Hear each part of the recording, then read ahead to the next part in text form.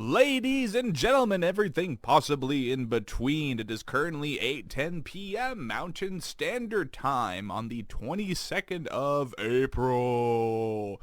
We fucked up our session last night with the first triple-digit session with Dabs from Pennsylvania, losing 2 hours and 45 minutes of conversation that we definitely could have utilized for the sake of the fucking show.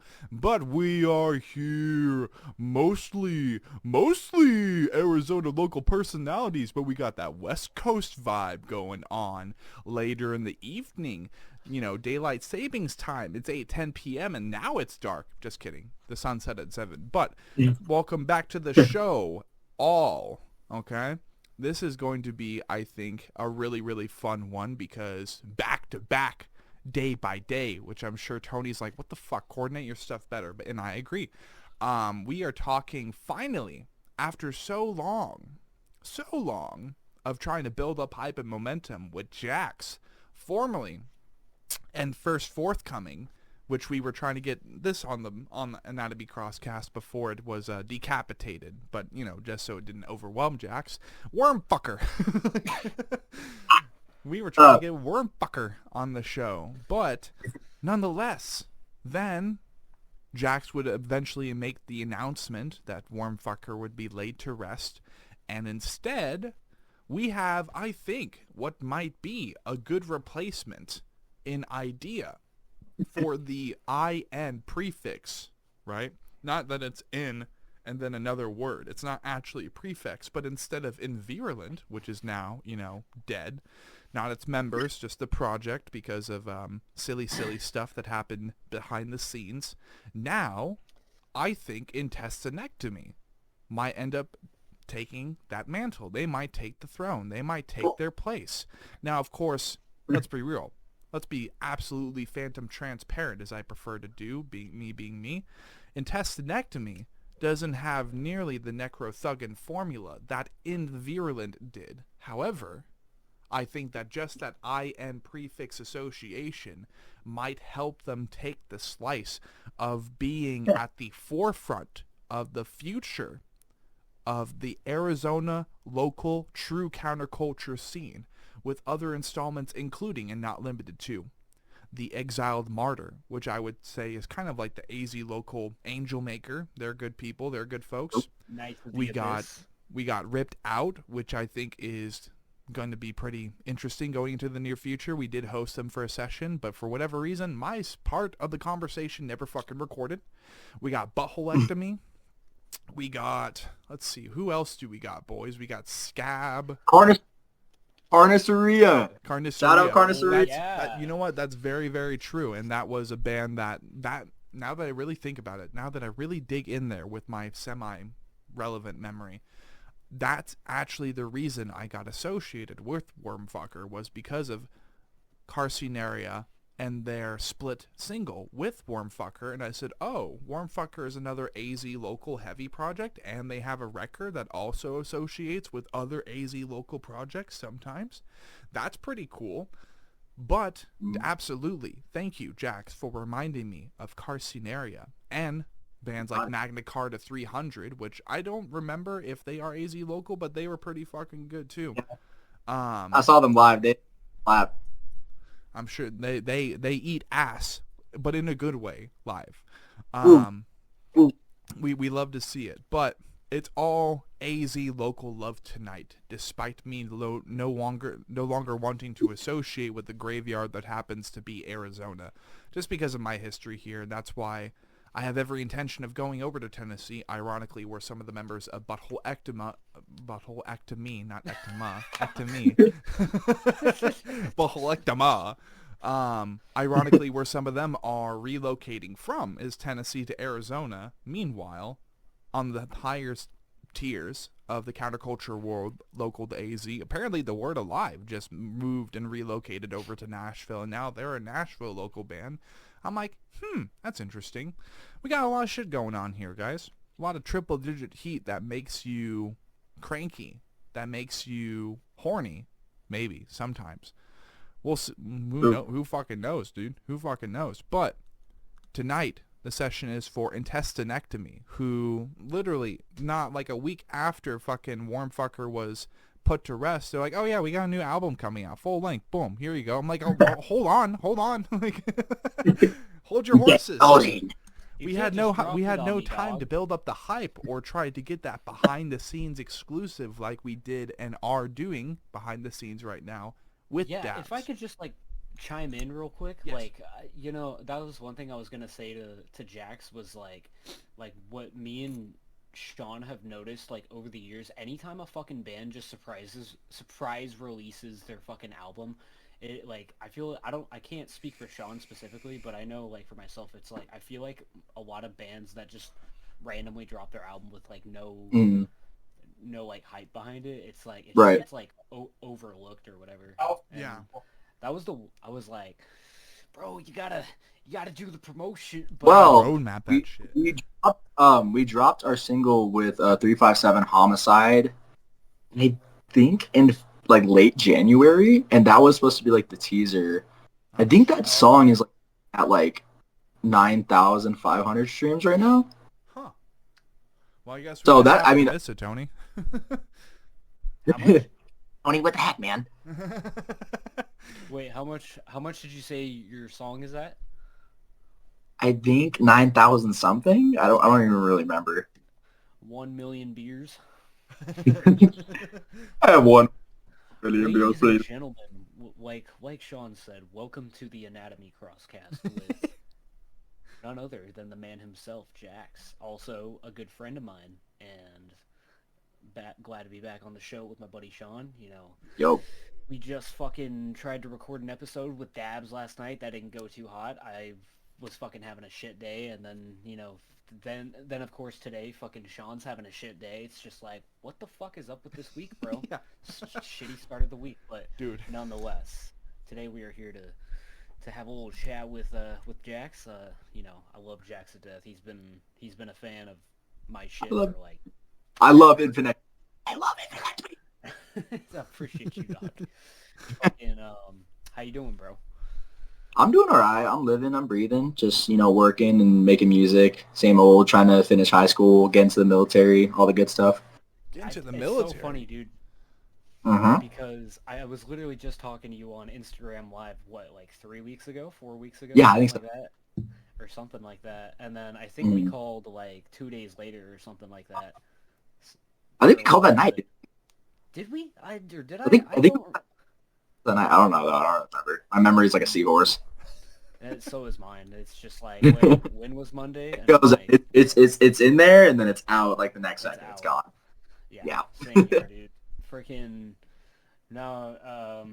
I mean, Sean, you obviously know Jaxx, so it's just kind of like, I mean, me and Jaxx have like the same couple of mutual like Instagram friends on Instagram, because Jaxx, I don't know about you, but like, no, like the Instagram slam scene and the Facebook slam scene are like two different fucking realms of a plane of existence, and it's ridiculous.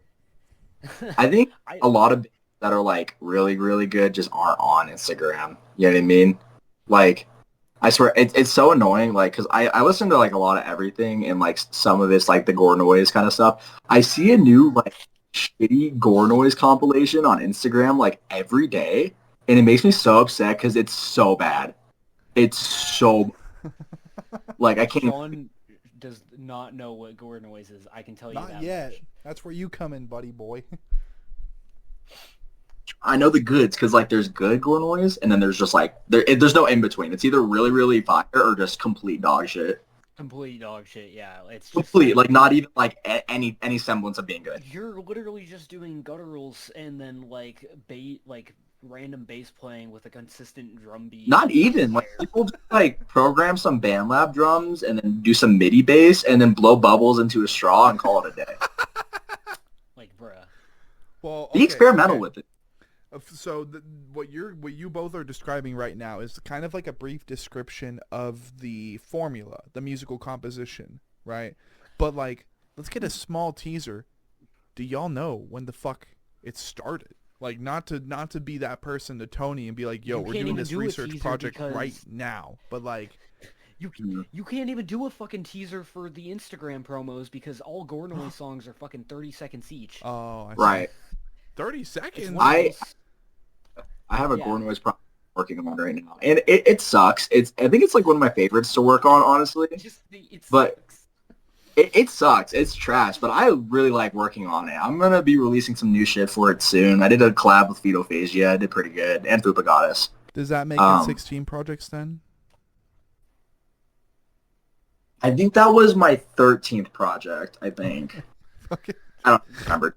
To briefly describe it for you, Sean, like, Gore Noise is if Gore Grind and harsh noise music had a fucking baby, and then we're like, hey, what if we just make the worst genre of noise music possible? Like, not even good noise music. Because it's like, there's artists that are noise, but it's like, yeah, this is fine. But then, if fucking all those harsh noise artists are fucking, you know, your ice creams and ice cream sandwiches, then, you know, fucking your Gore Noise projects are fucking bottom of the barrel. They're like the last piece of ice cream in the fucking barrel, dude. They're the ice cream sandwich wrappers that you threw and they managed to get into the trash bag first or some shit. And it's like, yeah, they exist. It's like Haagen-Dazs is like, there's like Haagen-Dazs and then it's like frozen dog shit on like a popsicle stick. It's the comparison I'd probably give it, you know. Oh man, this is the perfect day to do this with my mood. Just like, yeah, we're talking about dog shit music for a dog shit day. I'm like, you know what? Fucking drink it. Like, let's get a whole cup worth of sloppy fudge and just tip our cups to that shit and just like try to get that down your fucking throat, dude. But Jaxx, and I wanted to ask you fucking how you been otherwise, fucking just life's chilling and stuff, you know, obviously. Yeah, I've been working like crazy recently. Between my job, I do freelance shit, and then, you know, I got a lot going on. And then I just went to the military processing like a week ago or something like that, and I got more. A week ago? I'm doing the army.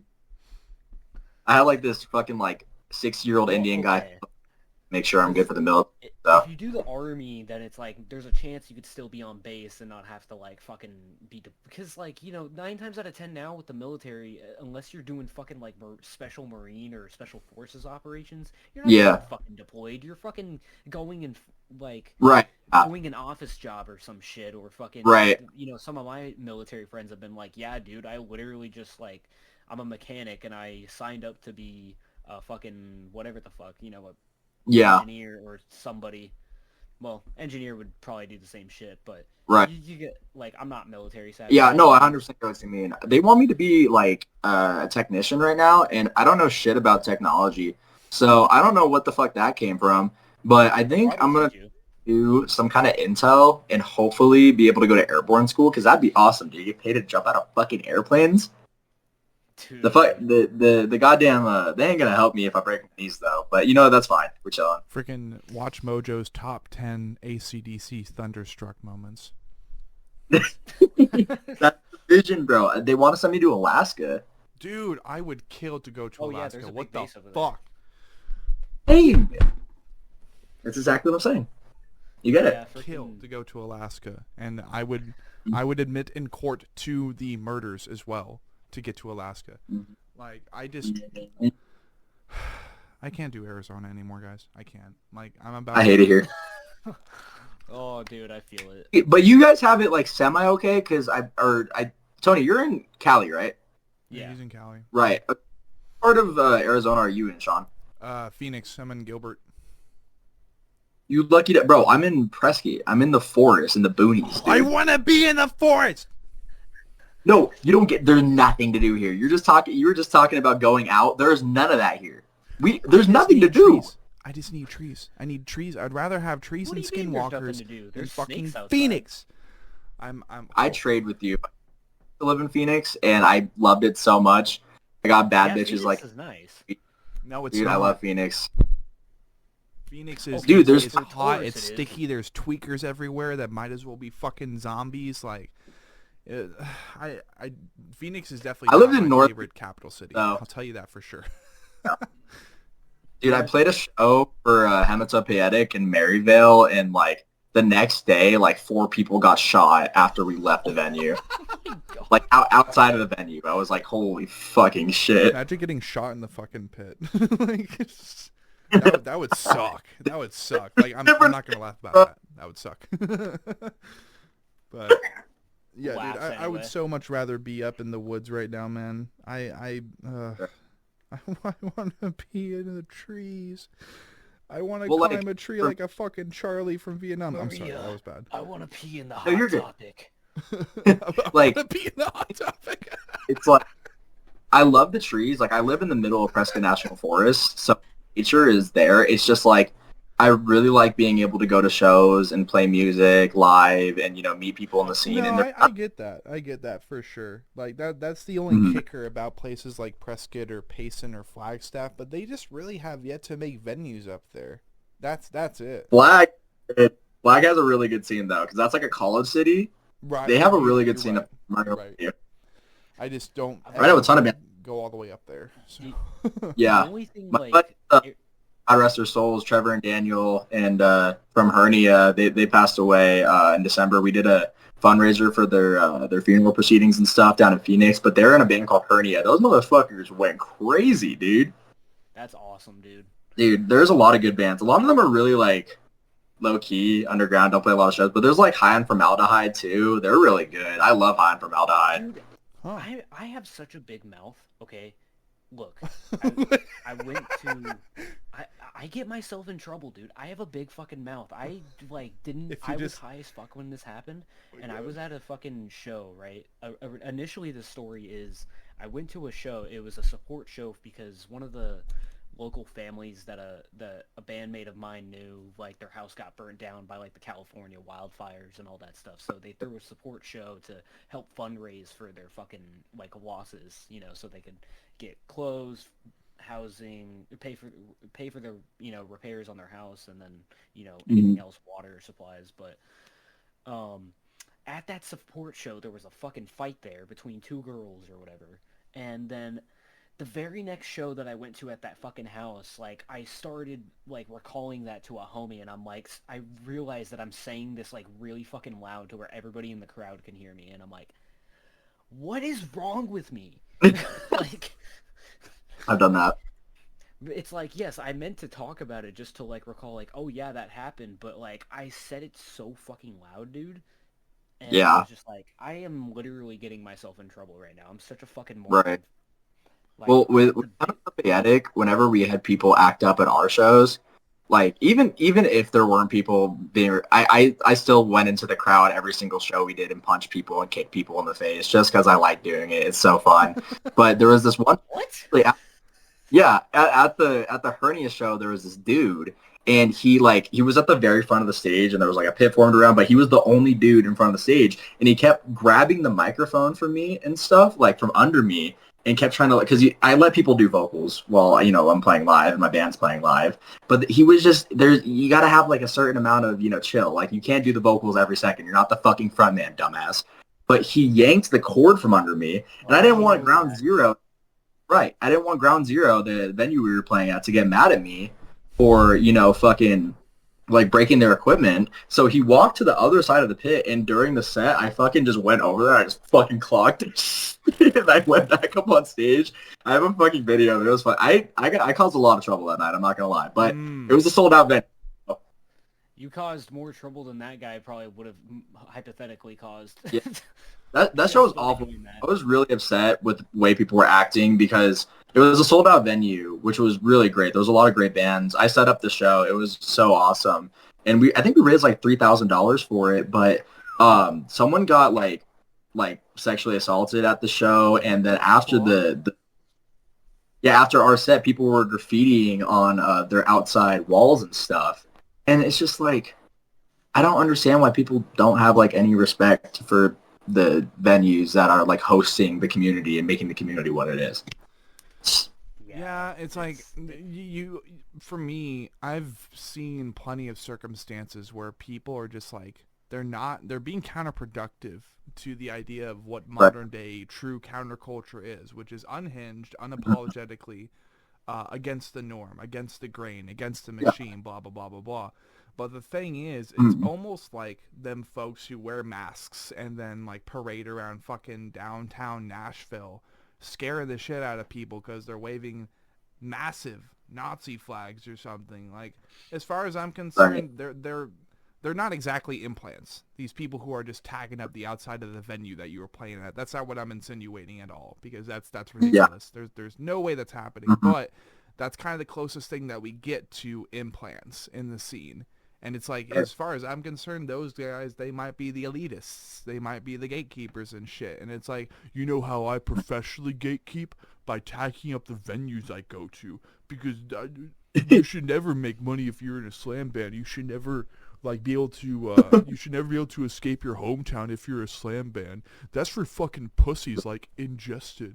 It's like, no, dude, fuck off. Like, you're the reason that people still have it, like, mind you, people who are on their deathbeds and all you have to do is unplug it from the wall and then they flatline. Like, folks like that, they're like, I remember when all the bands used to be Satanist. I can't fucking tell anymore.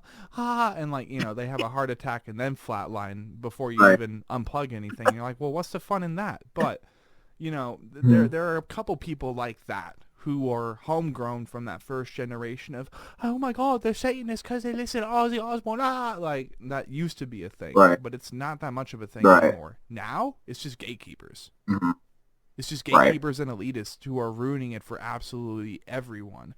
Or 100%, yeah. You have these unhinged children, minors, okay, definitely not legal adults, showing up to random shows, who are then, for example, with me, the reason I had a black eye for 2 different podcast episodes from earlier this year and later last year, random ass 16-year-olds who are socking people in the fucking face who aren't even in the pit. That shit, it caught me off guard. I'm like, okay, this is a smaller venue. It's definitely not as regulated as the Nile Theater, but like, what the hell? Like, a part of me on the inside was like, yo, go fuck him up. But I'm like, there's no way he's above legal age to make any decisions for himself in court, let alone, you know, he probably had to get an Uber here and get his mom's permission to get a kid-friendly Uber. That way, you know, he's like, yo, mom, can I get an Uber to this slam show? It's a rock and roll show. Yeah, sure, honey. Sends him over with this fucking bowl cut. Like, literally, the dude had a sharply toned bowl cut. You probably put a baking bowl on top of his head and it perfectly fit. Like, I'm serious. This kid, the one thing I remember seeing is that bowl cut going like that one dancing like Asian kid meme. That there's no other way to say it, so whatever. But like, literally, I saw that bowl cut like, and then boom, like right in my eye. I'm like, what the fuck? But whatever. You need the one where he goes, ha, gay. That works too. But no, it's like a little dancing Asian girl or whatever, and she's like, oh, I know what you're talking. Yeah, I know. Same thing, like that same motion, which is like, and then like just got me in the. But it is part of the culture when you're truly underground to be able to do shit like that. But when you're actually vandalizing property, get a fucking life. We don't need that. And another, it's like, when people act like that, it doesn't reflect on the person doing it most of the time. It reflects on the people playing the show. Sometimes, like, people, like, I remember our first show that we played, we fucking, what's it called? Some fucking losers were throwing fireworks at people, and it hit, like, a 7-year-old girl in the eye. And there was a huge fight that broke out over it. Right. And from that point on, we weren't allowed to play there anymore. It was at a park, and we would get permits to go play there, and we couldn't do it anymore. And we're still not allowed to because of that incident. And it's like, you're not being fun. You're not, you know, enjoying yourself and enjoying the music and going, you know, who gives a shit if someone go punches someone in the face? But that's like a different level of, you know, bullshit and just like immaturity that you're ruining, you know, that's actively hurting the people in the scene. And that's, I very rarely dish out the term poser, but that is like true poser behavior, thinking that shit's funny and like, oh, it's the scene, so we can just be and do whatever the fuck we want. It's like, no, there's still basic, you know, respect that has to be held up in it. Yes. Yeah, especially fireworks. Messing around with fireworks at a show, like, that's fucked, dude. Dumbest shit ever. Why? Are your hands not good enough? Can you go kick somebody? Like, you blow up the fucking... What the fuck? Next thing, it'll be some fucking kids bringing firearms to shows and thinking it's cool to pop a fucking cap in someone's ass. It's like, no, this is not where you're doing your turf wars. Intestinectomy is not going to be the fucking backtracking to you, you know, actually taking someone's life. Fuck that. It's stupid. I'm surprised I'm not hearing about that more, to be honest, in southern states. Like, true South states. Like, yo, brother, we're going to go to we're going to go to a forklift certified Peterbilt show. You want to shoot a couple fireworks into the eyes of our enemies? Maybe our high school bully? Yeah, Tom. Sure, Billy, let's fucking do it. Well, this one goes out to the band playing right now. I'm like, no, no, fuck that. You know, I would say a certain name because that gives me an exact idea of a certain record label in Arizona and the bands that are signed to it. I'm not gonna though, because people that have talked shit before have had their cars like windows broken. Like they're dumb as shit. And anyone in that sphere, I beefed with some of them before. I just don't associate with them anymore because anyone in that sphere, I don't want to be anywhere near. Right. They're ridiculous. I'll keep my mouth hushed, though, so I don't wake up with a fucking knife against my neck, you know? Where is he? He said it. No, fuck that. You know what? I believe they're actually communities and groups. I don't even give a shit. The HTR scene in Arizona, I fucking hate them. They're dumb as shit. HTR? I'm going to say, yeah, HTR. They're the hardcore HTR. Ugh. They make me tweak, bro. They make me tweak. Well, I mean, I must have not have heard about them or had interactions with them yet because they know not to show up to the dial or something. Who knows? But they're pretty underground. They play like a lot of like backyard shows and that kind of shit. But it's a very hard. There's like two different kinds of hardcore in Arizona. There's, you know, like just the AZ hardcore, and then there's HTR. I stay so far away from HTR. HTR shows are really good. They're always really great shows because it's very, you know, like you got to be like part of the know to get to do this kind of shit. But like, and I know one band that I played a show with before that I think are they're pretty cool guys, but just the whole HTR, I just don't like it. Hopefully I don't get shot for saying, you know. If you get shot, bro, for what, like, absolutely not. Like, we'll get the police involved immediately, dude. I might not be like 100% cop, but like, no, that's not gonna happen. Right. Understand that. Right. If there's any action taken against good old Jaxx here by some random unseen forces, well, we'll know exactly where to go to next. Like, fucking they're crazy. off. But anyways. They flashed my homie tire, like eat his car, eat the hell out of him. It was crazy. Fucking A, dude. I guess my homie complains about the California mincecore scene. I guess it's like really bad, supposedly. So bad. It's so bad, huh? So bad. Yeah, it's like Oprah. You'll get an allegation.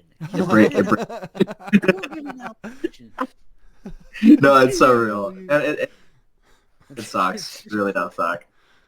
Fuck all that, dude. We don't deal with that on the Crosscast. But when he was telling me that like I guess the Cali mincecore scene has a bunch of allegations, I was like, man, that would make such a great Oprah scene. Dude, they drop like flies over there. It's like every other day, bro. I'm like, so because sometimes I'll find a good one of those bands. I'm like, shit, okay, I like this band. Next day, I look at their Instagram. We're breaking up, and then like I look at some other kid's story, and there's like screenshots of him talking to like a 12-year-old, and I'm like, okay, awesome. Dude, what the fuck? I want to. How it goes, bro. Those Cali minsters do it different, if you want to put it that way. Tony, it's time for you to move to either Arizona or move with me over to Tennessee, bro. Fuck California. I'm sorry. Dude, you're fucking telling me. Let me know when you have a spot that I can, like, pay rent at, and I'll fucking come through, dog. Like, yeah. Like, you know I'm fucking game. The thing is, too, you and Finn both are game, so I think it might just end up being, like, a whack-ass YouTuber house one day. And, like, who knows? Dude, lit. We Slam might YouTuber. happen, bro. Crosscast in the fucking barn shed, dude.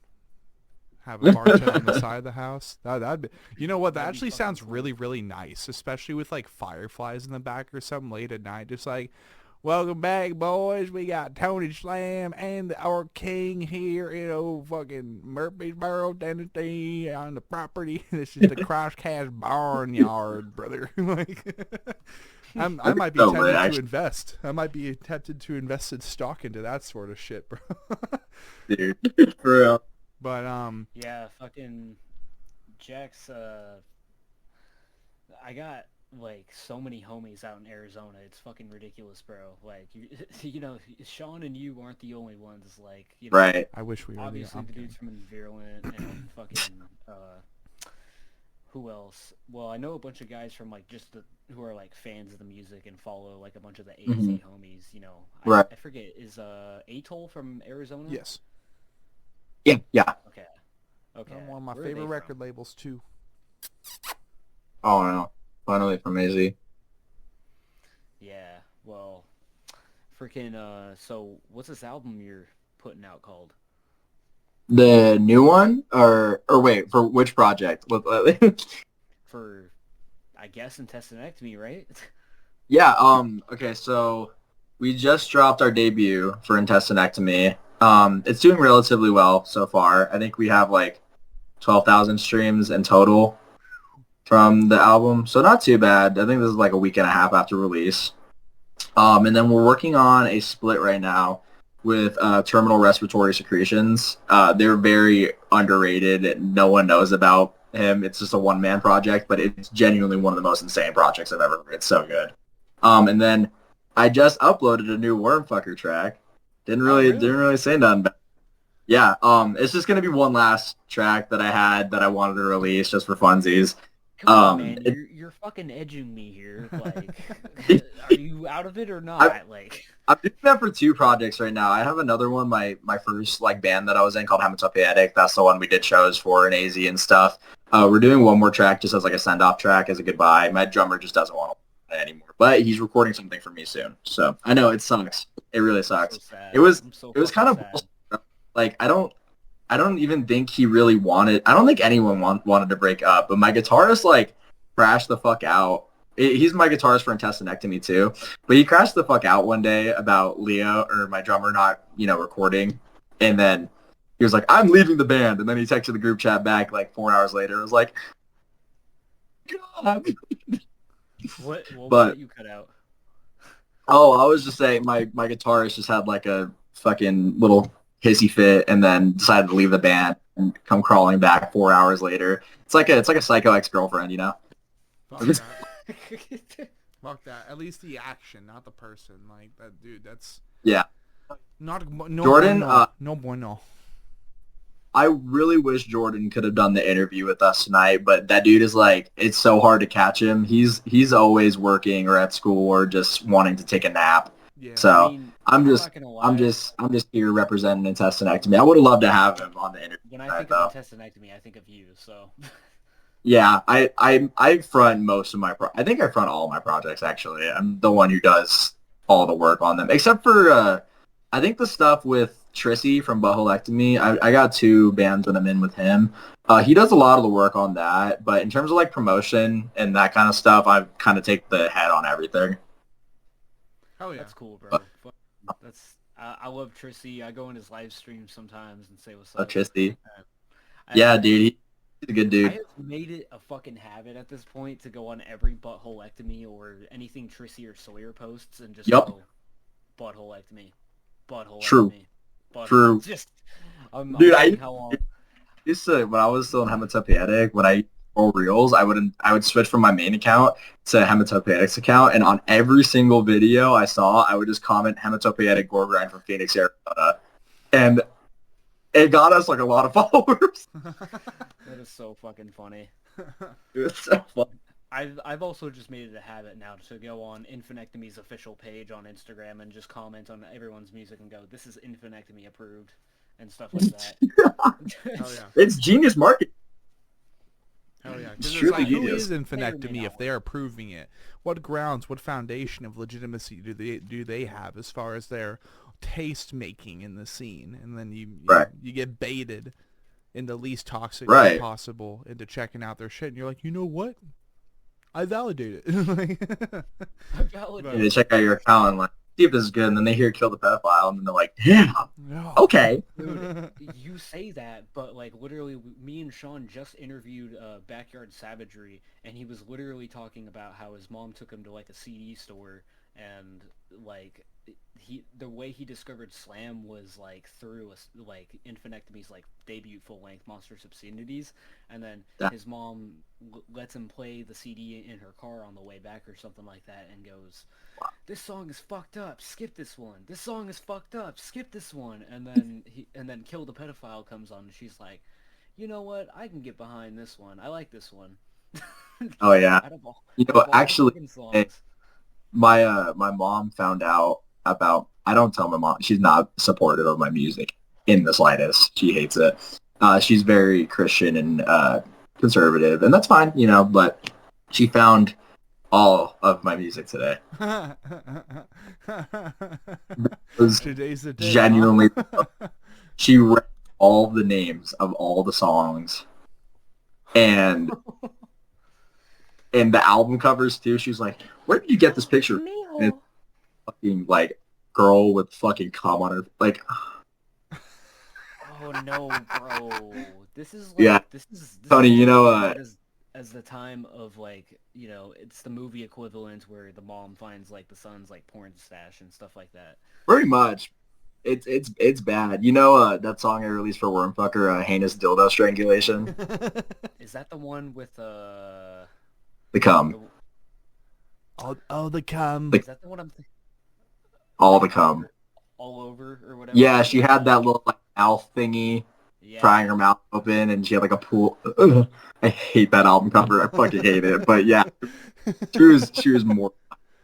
Brother, you do realize that, like, I mean, okay, look, like my mom knows that I make like fucked up music, right? Mm-hmm. But like I've been doing it long enough that like my mom she's actually very supportive of like the success with that Infinectomy has had. Like, not to say that like we made it big time or anything, but right. She's very like proud of me in that sense of like that I'm still doing the band even after all these years. But right, that's it. Yeah. You, on the other hand, like I'm hoping one day. I think at some point I have like a plan for Jaxx. I think someday I'm going to completely like quit like almost all my projects, probably except for Intestinectomy, but I'm going to quit everything and I'm going to try to start like a band with a lot of other guys. Hopefully one day and get to the levels of like Sanguisugabog or Peeling and just be like one of those, not niche obviously, but like in that kind of realm where like people that don't really listen to death metal still listen to them. I want to get to that level someday. Absolutely. I think possibly do it. Yeah, like the way we adapted to a more like mainstream audience was by playing open mics. Like me and Che fucking sat there for like 3 or 4 good years of just playing non-stop open mics. Che did it more than I did, but I still like was doing it pretty often with him at the start. And like people who had never heard fucking death metal before, that's like their introduction is just me and Che on the fucking him on the guitar, me on vocals, and then we have a drum machine in the background, and then it's literally just like, yeah, we're playing fucking like beatdown / death metal with a drum machine, and then that's how it goes. Fucking death metal. Yeah, definitely with Intestinectomy, like we've talked about it, me and Jordan. We never ever want to have a live drummer for Intestinectomy. That's just not even an option. And it's not because, like, that'd be great. Like, I'd love to have a drummer for Intestinectomy, but are you guys familiar with Cemetery Rapist? Familiar with the name, haven't listened to the music.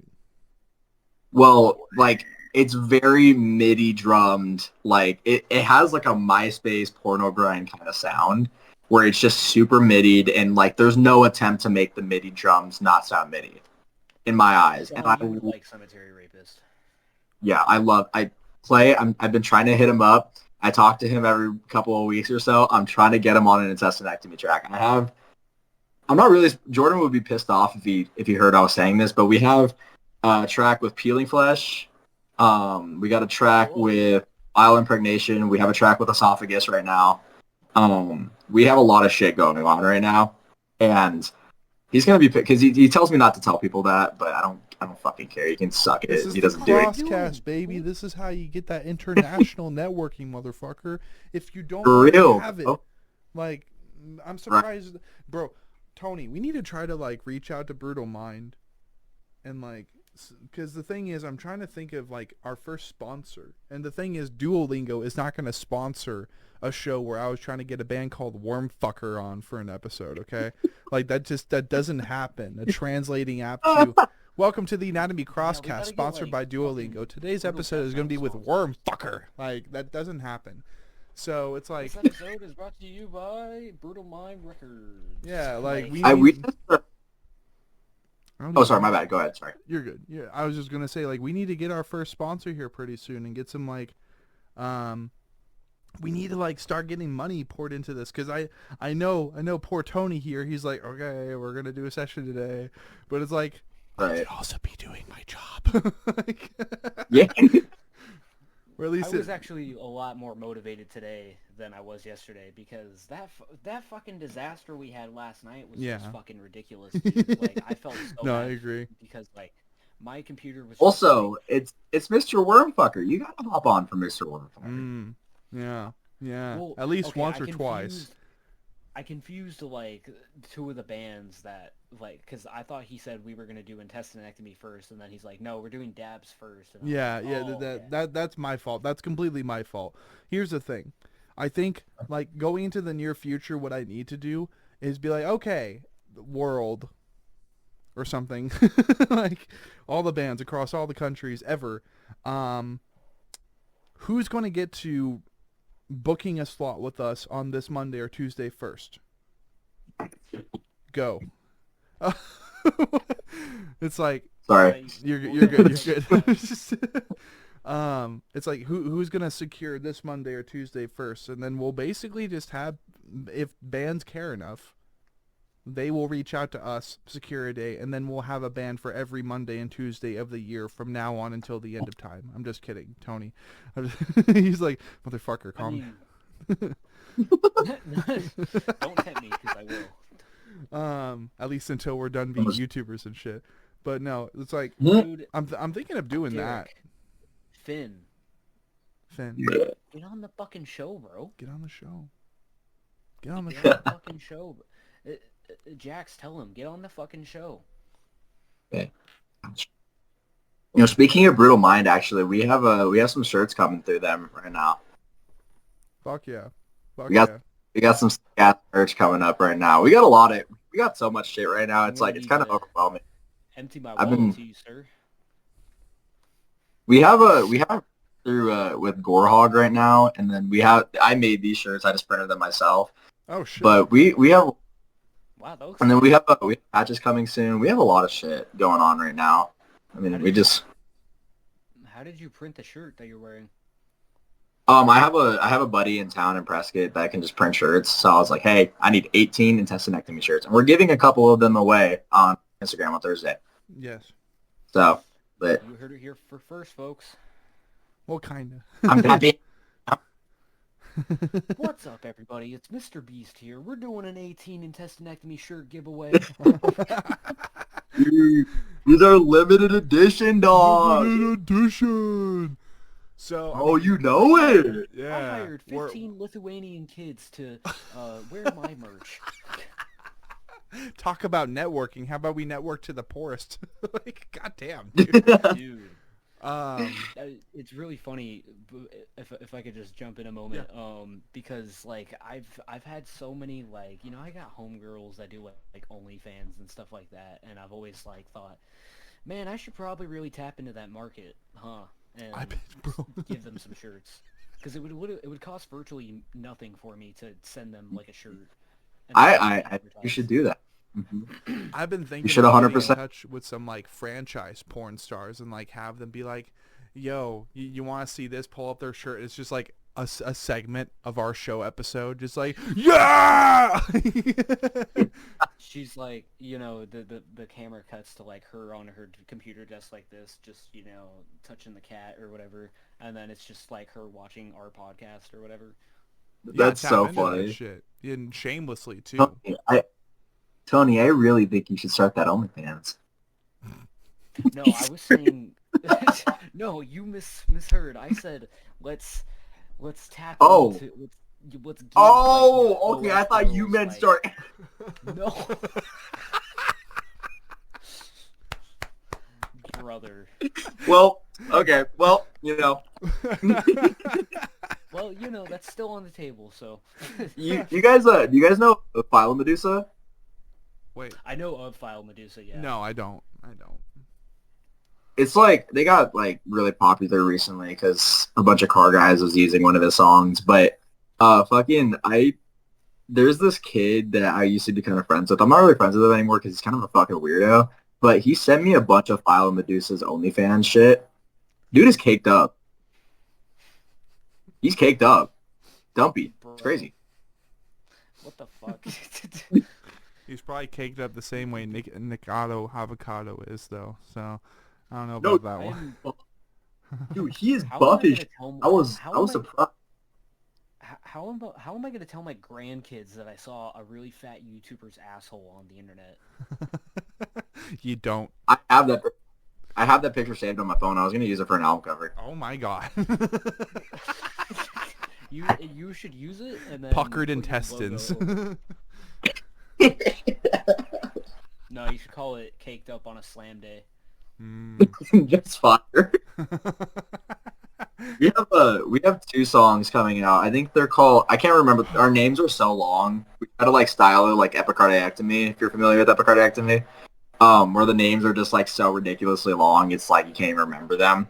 But I think one of them is called I think it's called Cocaine Transaction with a Colombian Cartel Ends in Castration.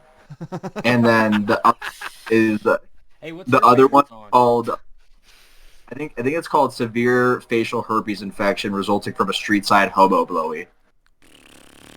I love these names, actually. They're just statements now. Jax, these are Like, and they're not songs, even right? names. What's up? These are song names, right? Yeah, for our upcoming split, yeah.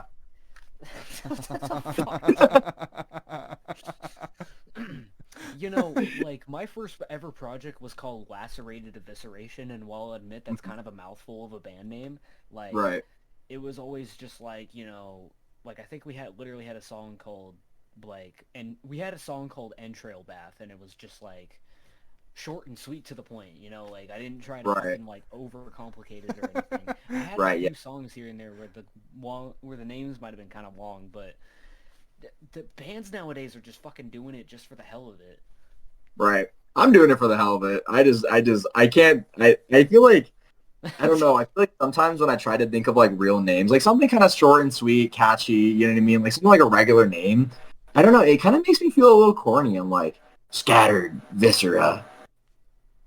You know what I mean? I'm like, I don't know. It's like kind of like, I don't know. I don't like it short. So I just think like a really detailed, overly descriptive, stupid fucking statement just works perfectly for me for intestinectomy. Imagine Yeah. the future of slam bands is doing one-word band like song names, just like Just Zavleg, right? And the song is Mud. Mud. I'd listen. Yeah, that sounds fire. I want to listen to Mud. Mud by Kublai Khan is pretty fucking good. I'm just saying. My name is Mud. Your It's name a is fire ass Mud? song too. You know that song? No, Bro, you don't fucking know Primus? Come on, dog. no. Primus is a shit. You said Primus? Yeah, Primus. My name is Yeah. Mud. Yeah. Well, I mean, I know Fuck, Primus. I dude. just, I don't think I'm thinking of Incubus. Never mind. I know who Primus is, but I don't listen to them. I love Primus. Hell I like yeah. all kinds of Primus music. is cool. Primus is cool. I fuck with them heavy. Primus is pretty good. Pretty good. Very good. Very good. Very Do good. not redeem! Do not redeem! Do not redeem! Do not redeem! Stop redeeming! Get your hand away from your fucking mouth, you stupid Bro. white bitch! We had a The friend, me fact and that me you and my know partner the Jordan, entire thing. we had a friend named Blake, and it was like me and Jordan's like best friend. We're not friends with him anymore. He's kind of a piece of shit. But there was this one time, bro, we got kicked out of a fucking AMC because in the middle of we did not tell him to do this shit.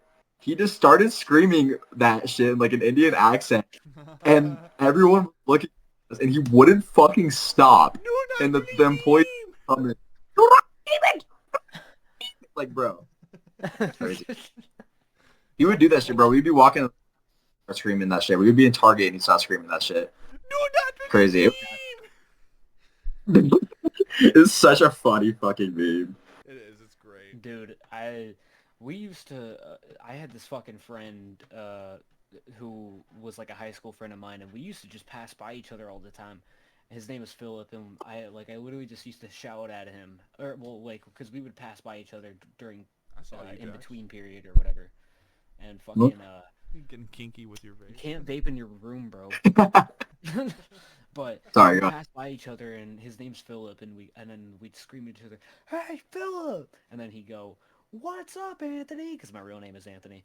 And then, yeah. And then I'd be like, "Not much. What about you?" And like, I love shitty like that. They're so fun with your friends, and just no one understands them. It's we annoyed the fuck out of our goddamn principal with that shit, dude. Like he literally it gets to a point where, you know, it got to a point where he just came up to him and was like, "You guys gotta fucking cut that out, man." And I'm like, right. But it's funny. It's how it goes, bro. Don't hate on the silliness, dog. Yeah. I'm just being a silly boy. Just trying to be a silly boy. I don't know what to say.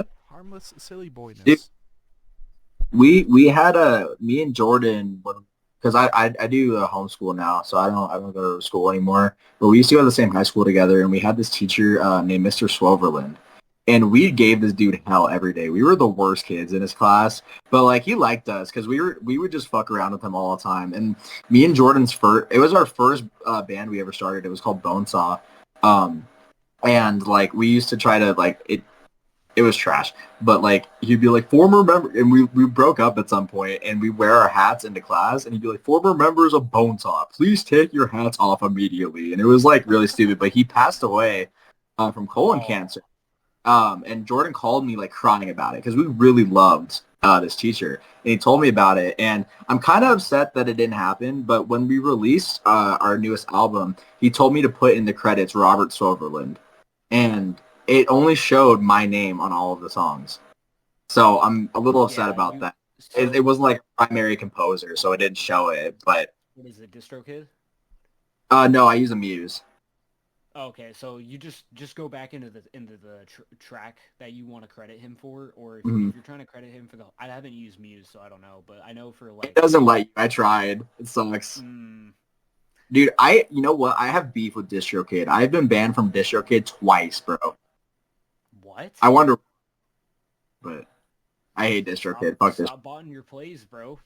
I wonder if dude, like your song names.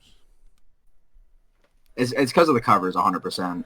But bro, like I used to have like $70 in my DistroKid, and they just ripped that shit from me. And I emailed them trying to get my $70. They fucking blew me off. They stole my money. Really? And then yeah, and I signed up with DistroKid again when I started Wormfucker because like I needed a releasing again. And I didn't want to pay because I had a Muse and DistroKid at the same time, but I didn't want to pay for the premium Muse. But I love the premium Muse. I can make as many projects as I want now, and I can release on anything I want to. Really? It's fine. But yeah, so I released with I think I released Bequeath and Possibly Shit on DistroKid, and like that's one of my favorite. I think the new Wormfucker song, I can't remember. I think it's called Hymn of the Urethral Finger Blaster. Oh, that's great. That's great. So much thought goes into it, man. Please say psych. Please say psych. Nope. I'm so excited for it to come out. I think it was very, one of my favorite bands ever is Torso Fuck. So I sampled one of the intros from Torso Fuck for the track. So I'm excited for it to come out, but sweet. So I made the album art not very. It's just a blurred. Now the blurred image, like the actual image, is very fucking terrible. But it's pixelated, so it's just the logo and it has the words on it. But the original image in the background is. Yep. Good to go, right? Like, Yep. fucking. So what is this album called? For Wormfucker? For the album you just put out for Intestinectomy? Oh, it's called Necrophilic Surgeon Fuck Party. Bro, like, do you just With because this is the thing that I've struggled with for the longest time in making music, and like I'm sure fucking Sean can relate to some extent too, is I can never come up with good song names, and like It's hard. when people just fucking come up with to violently shit in your mother's asshole and then fuck her in the ass, it's like like I mean, honestly, bro, did you Tony? it's like, bro, did you fucking just get high and fucking like write these down on your fucking office or something? Yep, pretty much. That's how it depends. Like, cause with my different projects, I have different styles of naming them. With Hematopoietic, it's like 2 to 4 words, very short, very sweet. With Wormfucker, it's just like it's not even like a song name. It's just something really gross happening. That's it. And then with Intestinectomy, I tried to drag it out and make it super over descriptive. It's all over the place. It just depends on what project and what the feel is for it. Because I try to kind of keep it themed, but Intestinectomy 100% is just like make it just terrible and long. That's all. Yeah. Well, That is as per Slam formula for sure. Like, rule 1, band name, suffix of ectomy or something usually. Right. AG. Yeah. Yeah. And then song names, just a long narration or description of something violently occurring and using intermediate vocabulary to accomplish the projection Perfect. of said thing. You know, boom, you got a Slam album. Yep. No, like Tony, I saw an... Okay, sorry. Go ahead. You're good. You go. You're the guest. Are you sure? Okay, I'll make it quick. I saw this. The reason I started naming those songs is I saw this reel on Instagram, and it was like you go to like a small local slam show, and it's like, we are fucking Scattered Viscera, and this song is eating out a pig, and then shitting it, and then fucking snorting it, and like all this other shit, and it went on for like 10 minutes, and I was like, perfect, I want this. You're literally talking about that same reel that I've seen, and then there's Yep. I don't know if you've seen the UK version, but there's like a UK version where it's like, Oh, I have, yeah. and being in the UK slam scene, be like, Yeah. oi, bruv. This song is called I Shit Out Queen Elizabeth's Ashes. Fucking. Imagine like Jimmy Carr announced. No, honestly, Tony, like you're talking about having difficulties with song names. For me, man, like half the time these days when it comes to like trying to cook up new songs that eventually will become something for Blind, at least like some of the recent ones I've come up with is like Die, Dear Daydream, or When the Flies Return, Absolutely No Room for Hate, Coward's Endless Daydreams, Orphan of Circumstance, Confidence Treacherous, Gold, Reality of Many, Chicken Shit Scraps. That's going to be for like a kind of a body snatcher Kublai Khan record. Oath. That's so fire. Yeah, thank you. Oath to Many, which is going to be a more like heartfelt emo one. The Aborted Timeline, which talks about orcs, Finn's bullshit with Worm Shepherd. But for album titles, I guess, Betray, Be Prey. So Betray, : or Be Prey, right? And that's just getting into the mind of a pessimist. But Rotten Soda, those are some newer songs. A Peculiar Limbo, which talks about getting crossfaded, but in the sense of drinking alcohol and then drinking energy drinks, and like, you know, a peculiar limbo. How basically you don't end up being tired, but you don't end up being too stimulated. Recreation of Flesh, which talks about sleep deprivation and how if you surpass like 24 or 48 hours of sleep deprivation, your skin and your body, your physical body starts to deteriorate a little bit. Submitting to the Shadows, like I've got so many hundreds of these things, like, oh, damn. Yeah, and I just come up with this shit every now and then, and I'm just like, okay, this sounds like it could work for this album. I don't have any fucking instrumentals for, but I'll definitely write. And because of that, I have like 10 albums worth of lyrics, and then they're like 4 of them actually are more personal. They interconnect, but there's a chronological timeline to all of them. And then like 5 to 6 song EPs are going to feed into like 17 track albums, and I'm going to do that like every year, but that's basically just marketing for Blind. Oh yeah. For me, it's just like, yeah, definitely utilize the slam formula of trying to unearth some intermediate vocabulary to purvey and demonstrate the message or the idea that you want.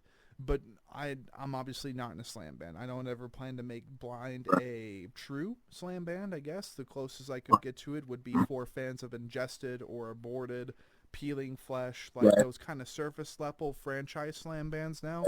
I definitely don't plan to do statement songs like Intestinectomy here. I'll leave that to the other guys.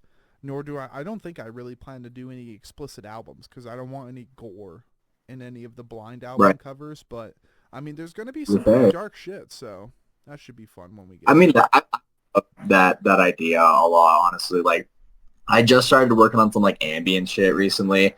I'm trying to step away a little bit because I feel like a lot of people know me for my very terrible, awful songs and projects. And, like, I kind of want to step away from it, and I want to make more meaningful things that are less edgy and, like, look how crazy and, you know, nasty this can be. You know, I want to kind of, obviously I don't want to stop because, I mean, it's funny and it's fun. But, like, I want to have some projects where I can actually, because I love music and I use it as, you know, a way to cope and, you know, express my feelings and just get different emotions out. And I love all different types of music, no matter, like, honestly what it is because of that.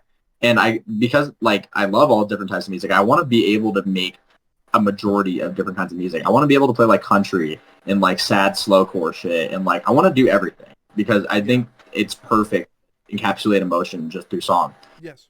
No, absolutely.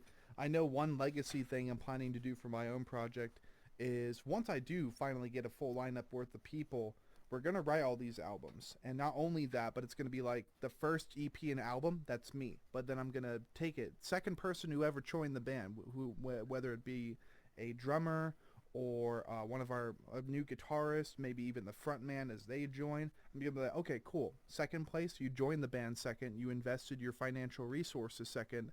Now we're going to focus all of our efforts collectively as a group, and we're going to write and produce an album. We're going to write and produce an album with you at the forefront, and we're going to have like once this thing's complete, once it's together, it's going to be like, okay, so album 2 by Blind Without Our Failures was actually written by our drummer, and we wanted him to take full control and try to stick to the more like Bring Me the Horizon category and variety, in which, yeah, there could be deathcore songs, but there could also be metalcore songs. Maybe one day Blind will be one of the first bands to write pop punk mixed with deathcore or some shit. I've heard the term easy be thrown around. And like we want to rotate around the table, but not only that, once we do a full cycle, once we do a full rotation, we're going to write a super album where each of us is going to do like 5 to 6 songs about a fictional depiction of a personal narrative and how it coincides, and basically a time lapse of when we all became a band but turned into a fictional narrative that is then Sistine Chapeled with its album cover, and we're probably going to get Kaylin Stokerman's involved on it, but it's going to be like drastically different art aesthetics on a super album cover, and then boom, whatever record label that we're on, they're going to love that we have, okay, Blind Without Our Failures Volume 1. It might just be called Volume 1, and it'll be like, okay, this is the Cross EP, this is the other members EP, and then it all just kind of smashes together, and literally because of all that music and all that personal narrative, personal story and history being intertwined, then it's going to become a super album. And I'm really excited for those who end up joining the band and becoming members, because literally this is going to be, okay, first EP and album, Sean Crossed. Second album, or it's EP and album, drummer maybe, guitarist, lead guitarist, bassist, backup singer, and then whoop, that's round 1. Kind of like MCU style with the road mapping and just so much financial investment, for example, but that makes it more of a legacy band. after about 2 or True. 3 rounds of everybody writing their own albums and just happening to have it be under the umbrella of Blind, we're going to do all those albums and we're going to turn them all into Southern Gothic folk / country records.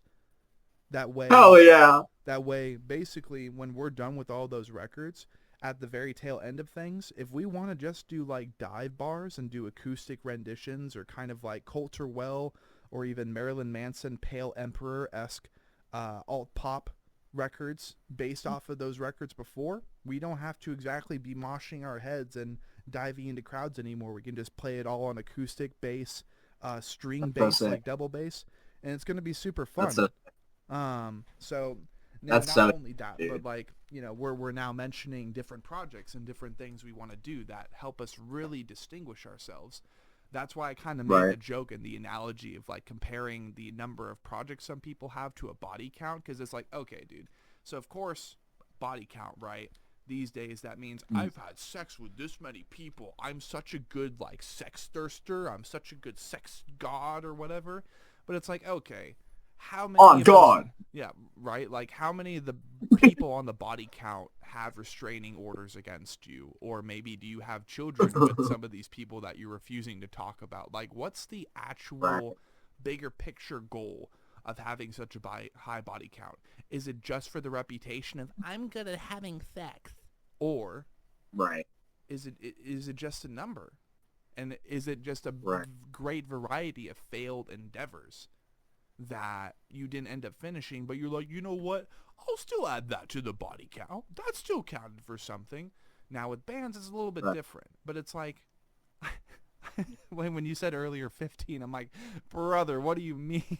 Like, Well, I mean, I believe him because, like, think about it. I've been doing music since like 2014, and I've had more than 20 projects for sure. Right. You know, like, it's easy for bands to fall apart and then be like, all right, hey guys, we're not doing music anymore. So I mean, I believe it. Right. Yeah. And it's not a matter of not believing it or believing it. It's just like, okay, why do you have this many projects that, you know, that are in your history? You know, what's the real reason for that? It's not actually to throw any shade. It's not. It's just, it's more or less a joke. But at the same time, it's like, just like a body count. You have to wonder, why do you have 15, 20, 30 projects that you've been in? Like, and they've all failed except for maybe a couple. It's like, what happened? But it's like, I try not to be petty. Like, yeah, no, I get that. I think, like, for me, I think the reason I do so much is because, like, honestly, like, I don't get me wrong, I love making music. I love listening to music. I love it all so much. By the way, Sean, your camera blurred a little bit. I don't know if I was supposed to do that. But it happens every episode. At least once. But the goal is kind of, like, I don't care how big they get, really. Like, I want some of them to be big, you know what I mean? But, like, the end goal is, like, kind of like Larry Wang, how he's in, like, a huge majority of slam projects. I'm not sure if you guys are familiar with Gory B on Instagram. I play Minecraft with him a lot. He does, like, Aquaphobia and a bunch of different... Like, I like... in that project, okay. Yeah. I think it's, like, just to have this wide variety of things and just to be kind of known for doing all of these things would be an awesome way to kind of leave a legacy. You know what I mean? Just showing that, like, I love music so much that I was able to do all this metal stuff, and then someday I'll do all this sad, ambient, and meaningful stuff, do all this black metal stuff, do all this country stuff, do all, maybe even hip-hop. I don't care what it is. I want to be, like, a DJ, too. I want to do, like, everything, and I want everyone just to be like, wow, I didn't know he also did this, and this, and this, and then they keep going down this rabbit hole and just understanding that the mark I left was that I just love music. Right. That's it. Yeah, and that has definitely a more honorable, admirable aspect to it, and like a premise to it, really, compared to just like, oh yeah, I've been in a bunch of bands, but I ditched half of them, or, you know, maybe I didn't show up to practice with some of them, and they're like, yo, fuck this guy, or maybe certain bands that like my politics, like, that's more or less why I asked that question, is like, are you the problem? Are you the reason that other projects like fell apart? And that's definitely not a question towards you. sure. But like sometimes No, yeah. I wonder, sometimes I really wonder how many of these folks are like, I've Right. been in 15 fucking bands, but half of them failed because Yeah. of me. It's like, I understand. why are you doing music? Yeah. I know people like that for sure. I think personally, I've only had 3 bands break apart. And one of them, actually 4 or no 3. Yeah, 3. And one of them was Wormfucker. That's just a solo thing. But with Hematopoietic, it was just we don't want to do it anymore, and it's just not really working the way it used to. But with my first band that I ever started, Bonesaw, that broke apart. But Bonesaw is now Intestinectomy because it was just that 2-piece brutal death metal. And now, I hit up Jordan like in December, and I was like, dude, I miss just working with you and you alone because we've always worked so well together since we met each other, and we've been friends for so long. We know how to work together perfectly.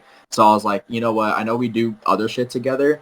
I think we should just have something, me and you, because I think we can really make something really cool with this. And now we're in Intestinectomy, and we've only been dropping music for like a couple months, and we're already doing pretty well. And I want to keep continuing with Jordan just because he's such a smart and brilliant kid. I fucking love him so much. He's like a blood brother to me. Hell yeah. Hell yeah. I love you, Jordan. If you're watching this interview and you got this far, I love you so much, bro. Yeah, speaking of I getting wanted this to far, chime in too and say like it really does make me happy to see that there's like people younger than me and Sean even fucking Seriously. like Yeah. starting up, getting into slam, stuff like that. Yeah. Any genre really. But Right. slam especially because like slam has really needed like a stronger scene in such a long time. Like for the longest time it was very like underground and niche and just like people Right. kept to themselves mostly, and now It was kind of like just like brutal death metal's like younger brother, you know what I mean? And like everyone's like, okay, it exists. Like it's like bringing your younger brother to like a party or something. It's like, okay, he's there, fucking. But now the younger brother is all grown up and he's like sick and he smokes weed and he like pulls bitches and stuff, and now everyone loves him. That's one well, way I can to describe definitely it, for tell sure. you that like Yeah. helped, For sure. like By the way, I should mention, I think I'm at like 40% right now. Not gonna lie. What's up? Oops. Oh, my phone's at like 3% right now. Oh, shit. Okay, yeah, fair enough. Man, I was planning on getting through the album too, but at the same time, honestly, I could always do that on my own, kind of do a more traditional front to back, and with as per a new tradition, if you want me to, I could always play Black Ops Zombies and have your new album playing in the back while I'm shredding apart zombies and shit, because that's something new we're trying to do. Honored. Whatever you want to do, bro, I'd be honored as fuck. Hell yeah, dude. Well, in that case, ladies and gentlemen, and everything possibly in between, at 9:22 p.m. here, Mountain Standard Time, I'm in Phoenix, Arizona, Tony's in California, and then apparently Jaxx here is up in Prescott, where I would rather be. I know that damn well for sure. This has been the Anatomy Crosscast episode 101, so it's going to be CI or some shit. We're getting into the triple digits, baby, and it's going to be very hard to get into the 4 digits, so enjoy it. Like this is kind of the homework. This is the demonstration of homework that we've been doing on an international scale, whether over in Europe, Northern Europe, the island of Hain. I only learned about that inquiring with the band Hain, learning about the island of Malta, country over in the Mediterranean Sea. I only learned about the island of Malta when I interviewed Hain. Like, that's crazy. We've been going to different corners of the earth for the last 4 years, and we plan to do that still for so much longer time. That sounded really brain dead, but you know what I was trying to say. This has been the Anatomy Crosscast with me and Tony Slam hosting.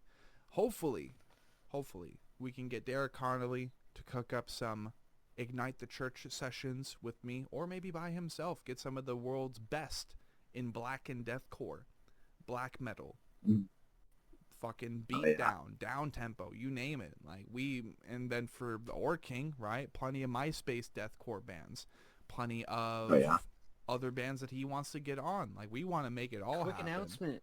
Yeah. Quick announcement for all the Crosscast listeners.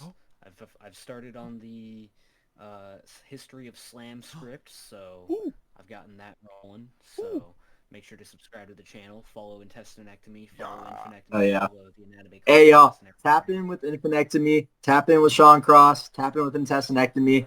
Thanks for having me on, boys. Love you guys. Thank you guys so much. Love you. And then that Love you, homie. Fucking just... A couple days ago, I was lucky thinking about hitting him up. Hell yeah. All right. Well. Be awesome. Oh my goodness me. We did it. Yeah, we are finally back, and under a lot more humble circumstances. Y'all get to see the knees tonight, okay? Y'all get to see the knees. There's no OF for that shit or nothing, okay? But 3 months after the most recent session that we did, which was with, what was it? Tony? No. Well, I mean, that was like a part of this session, really. That was... Yeah. Mm-hmm. What was it? Our most recent session we did with Fry Mariel, a tech slamming deathcore band from Spain, not Portugal or anything like that, but that was a really, really fun session. And then really, I would dare say that before we had to go on hiatus because of stuff that was happening in my personal life, we got a good chunk of like solid sessions rolling out. One with Don Camp and Waking the Cadaver too. That was fucking awesome. One of the milestones of the year really is to talk with him and reminisce on how first it was 9 Dead with the ear violation of an intro that they did where they were all just screaming into the mic collectively, and then talking with him about everything and talking Waking the Cadaver, him being open to enticing or coercing Esophagus into also jumping onto the show in the near future. And then him basically telling me, yeah, hit us up. Like, once, like, well, essentially, what he told me at the time was that we're going to look to cook a session once Waking the Cadaver has new material ready to roll out through Unique Leader Records, which let's make by, like, the Autobots and roll out. Like, I am excited for whatever they decide to write next. But, guys, tonight's a big night. A lot of things have changed in my personal life, and this will be the first time really that I'm ever talking about any of it. Not to go into too much personal detail, but essentially back in June, end of May, beginning of June, I had to quickly move out of a house that I had been living in since last September because one of my roommates decided to go nuclear, and I was being financially extorted. And once I finally realized that and attempted to draw a boundary, they said, okay, well, if you don't want to send the money to me, because that's basically how the conversation went. She didn't quote that, so I'll offer that. But her intentions and her actions seemed to be in response to me drawing that boundary. They ended up also saying, yeah, you're not going to use the water or electricity either because you haven't been paying for that. And once she realized how bad the conversation went, to save her own hide, she deleted all messages regarding that conversation because I refused to talk to her in person because she would backtrack on in real life conversations that me and her had. So, no names obviously included, but got out of that situation back in early June. I was just far enough to where I could still get to work. Had a couple friends help me out as well.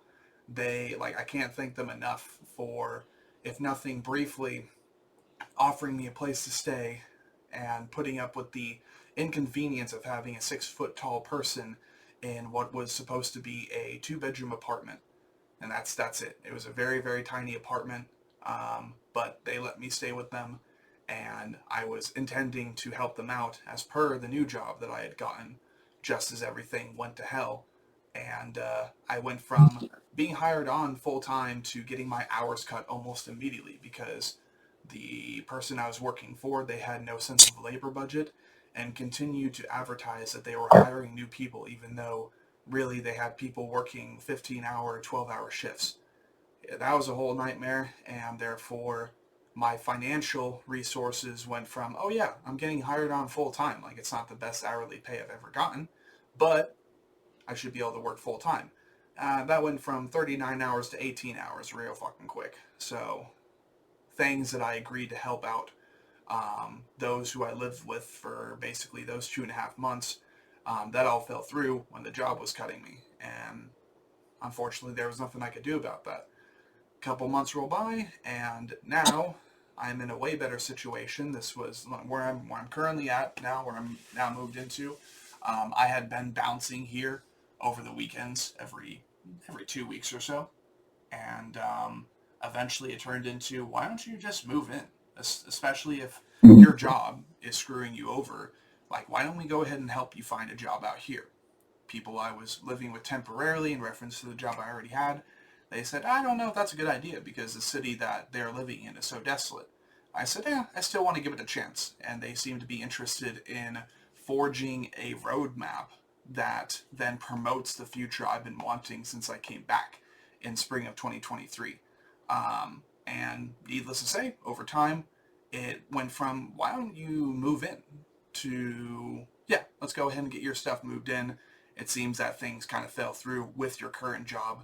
And now, ladies and gentlemen, and everything possibly in between, I am now working the best federal job I've ever worked in my life. Really, really easy work, too. And I work in the kitchen of a prison. Not going to say what prison, because no. And that would be very, very, that could actually put me in danger if I did drop the details of that. That's why I also didn't mention the city, because that would be pretty easy to piece together over time. But essentially, I am working the best job that I have ever worked, making the best money per hour I have ever made, state level benefits, and this is also a job I will be able to carry with me anywhere I go. Everything is on the upside, like, well, everything's going up from here, and it's taken a really long time to get to this point, but it just took me a little bit of caving in to get a federal job and possibly one day build up, maybe, to becoming a correctional officer or a peace officer through the same place. Like I said, it's a prison, so that's kind of a no-brainer there. And they openly express that there have been people that have gone from the position I was in to COs, correctional officers or peace officers. So now the opportunity is there, and now, after almost a year, I would say almost 2.5 years, if not 2, of just struggling, not knowing where to go, not having a consistent plan, having jobs, but then realizing, oh, I didn't want to work this job or this and that, which that's absolutely on me, door dashing in between quite relentlessly to make up for said mistakes in departing from jobs quite abruptly. Well, now I understand the path that I'm meant to go on. I have something that can truly become a financial backbone, and really we're at the tail beginning of that. I should be getting paid for the first time this Friday, which is really, really nice. It's been a really, really relaxed job so far. The only downside is that because it is a prison, and, well, inmates in a prison, as per the onboarding, not to disclose too much, but they basically told us they will utilize any information they can to get personal with the people working there, whether COs, peace officers, or people just working in the kitchens, the stores, whatever it could be. Doesn't matter. They will use every opportunity they can to get personal with you, and then to eventually utilize that information against you, attack you, and possibly endanger you and your loved ones. And this is just like, they're there for a reason, doesn't matter the crime. So what's really nice is that life should be getting better very, very soon. I should be able to sit on a couch or something by the next time we do a Crosscast session. And everything else is, we'll be able to chip away at obstacles that were just slamming a brick wall in front of us beforehand, and I really look forward to it. So that's me. Jaxx, it's been a little bit. Hope you're doing well. What's up, bro? He's Doing like, all right. waiting my turn. I mean, glad you're doing better, dude. That sounds good with your job and shit. And yeah, it's sick. I'm going into a federal job too soon. So yeah, it's cool, dude.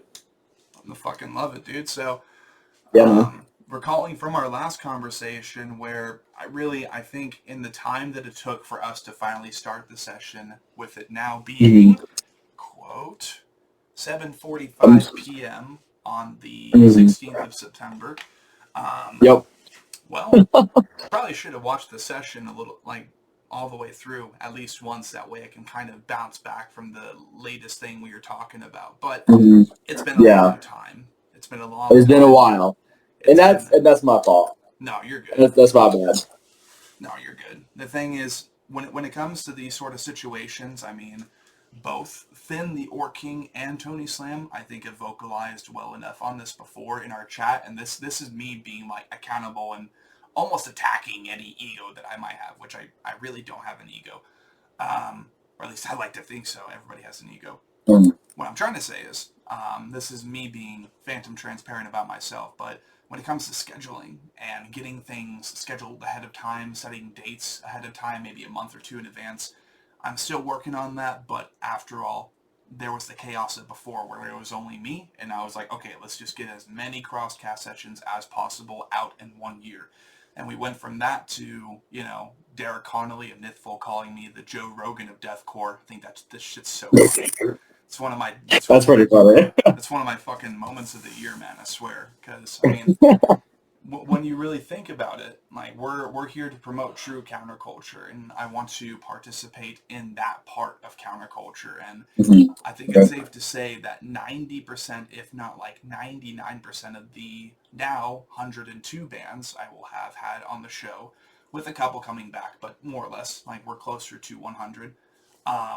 One thing we want to promote is just actual, like, true rebellion against the system, true rebellion against the people, the oligarchs, the Freemasons, all of those guys. Yeah. We want to give platform to people, up-and-coming artists, rising artists in counterculture.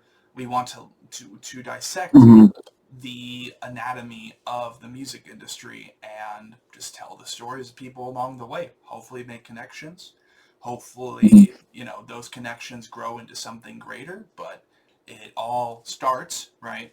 It all started in 2021, but truly we're still, I think, at the very, very beginning of this show and its relevancy. I have no intention, for example, of competing with the Garza podcast or any of the other podcasts that do a similar thing. There's just no reason to try to compete with them, but just continue innovating, continue to do something new.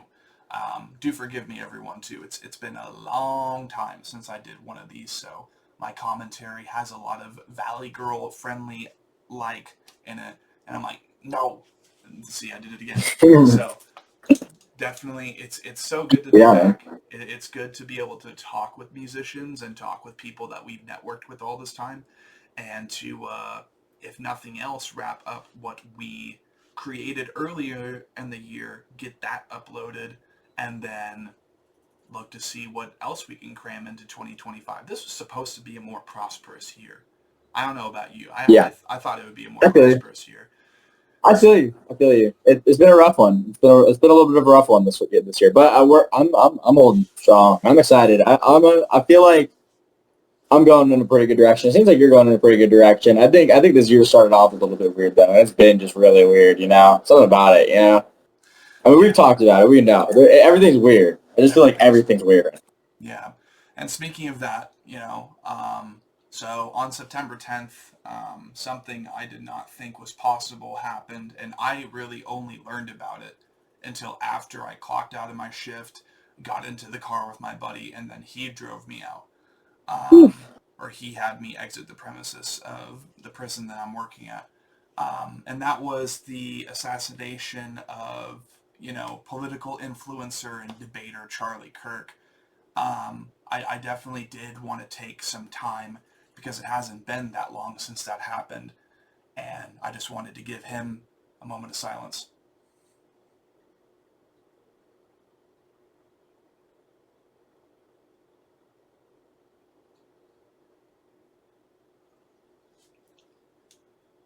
One thing I will say is that it was very scary when that happened. It was shell shock to me and a lot of other people. And here's the thing for me. I've made posts on Facebook. I've been very, very honest because I prefer to be honest. I would rather you guys know about my affiliations than not, because politics is a very big thing, and no matter what people want to say, it does play into the music, especially true counterculture music, right? And with that being said, yes, I voted red last fall. We all know this now. I made a Facebook post about it not too long ago. And then not only that, I said, hey, I've jumped off the hype train. because it seems that they're trying to bury the Epstein list. They still are. It's just gone. That's not okay with me. And I just want to say, because I know a lot of people that still support Trump and stuff. That's awesome, at least, in my opinion, at least, because I feel like people need to talk about how these people need to be held accountable, even if Trump isn't in it. I'm not even saying he's in it, but Right. they need to release it at the very least. That's all we need. Yeah. So And honestly, to me, when it comes to that conversation, that topic, that list, that's one of the reasons I voted for the MAGA campaign, is because I had... well, that's what he ran on. Yeah. Exactly. That's what he ran on.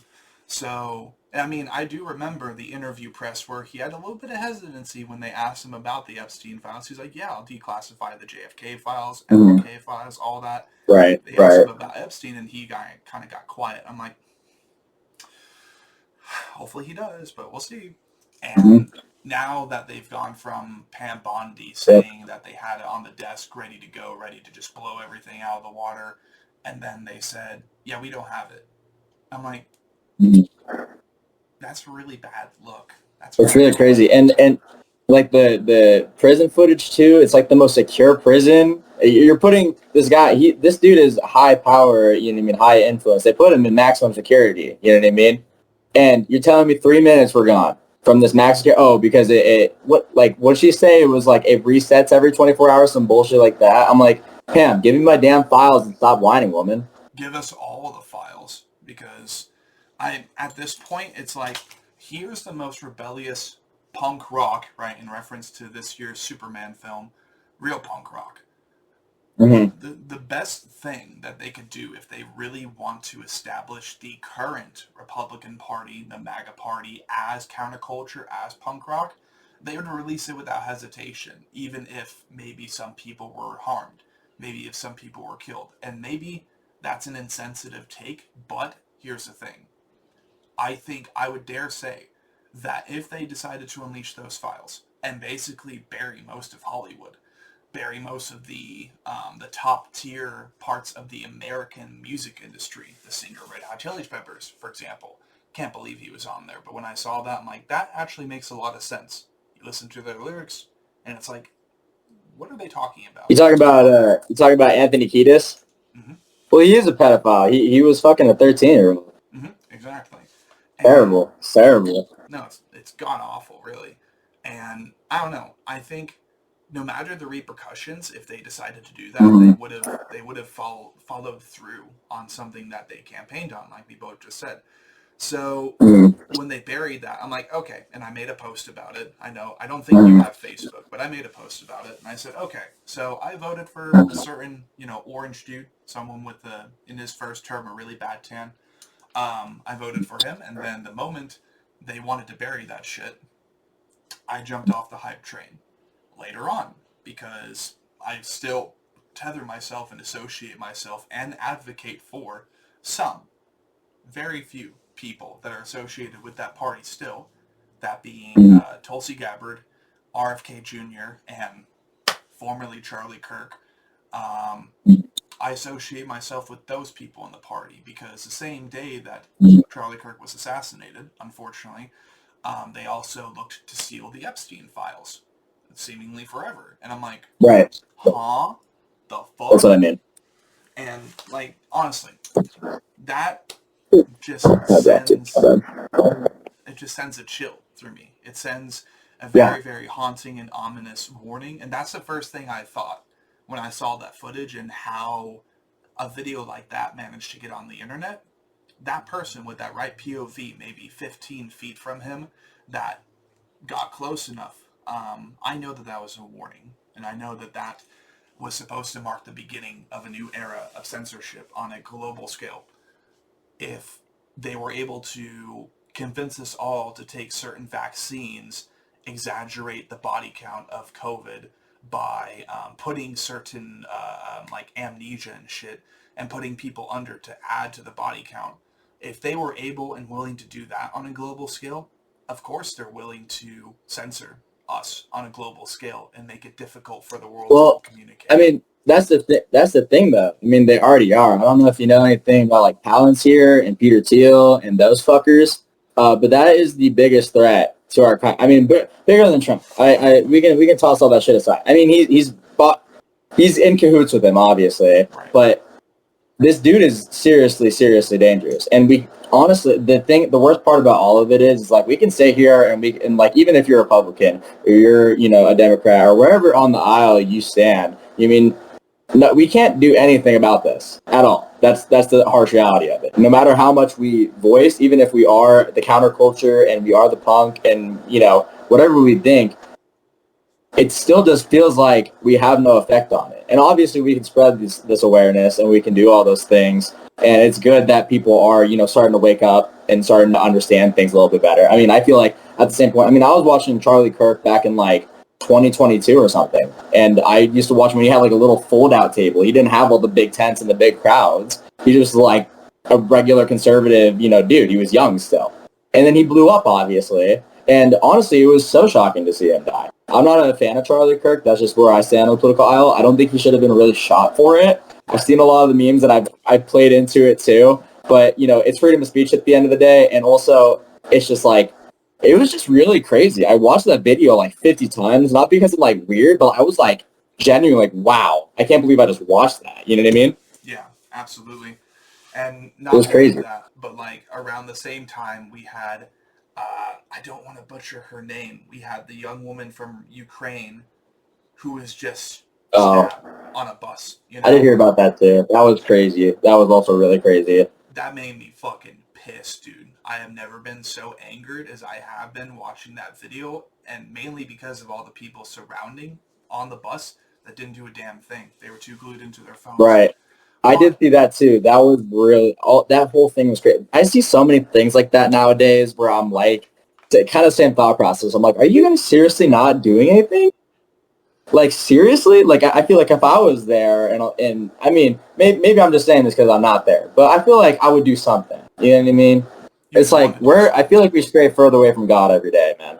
Oh, yeah, for sure. Yeah. And that's the most haunting thing. Like, here's the thing.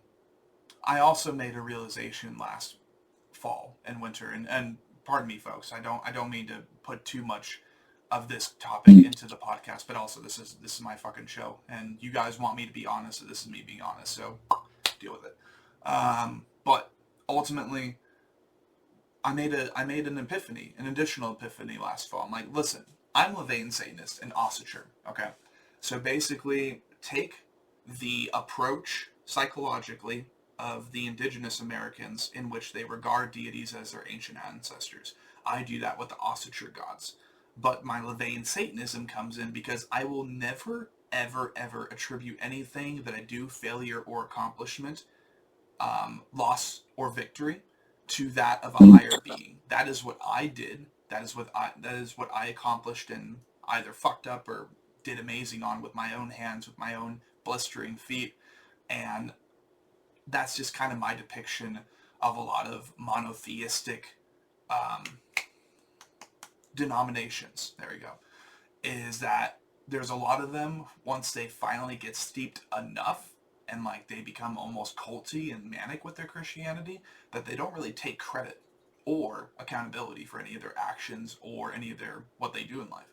So that's where the Levian Satanism comes in for me, is like, you are your own God, but there definitely were higher, more powerful, more intelligent beings than before that existed here at one point.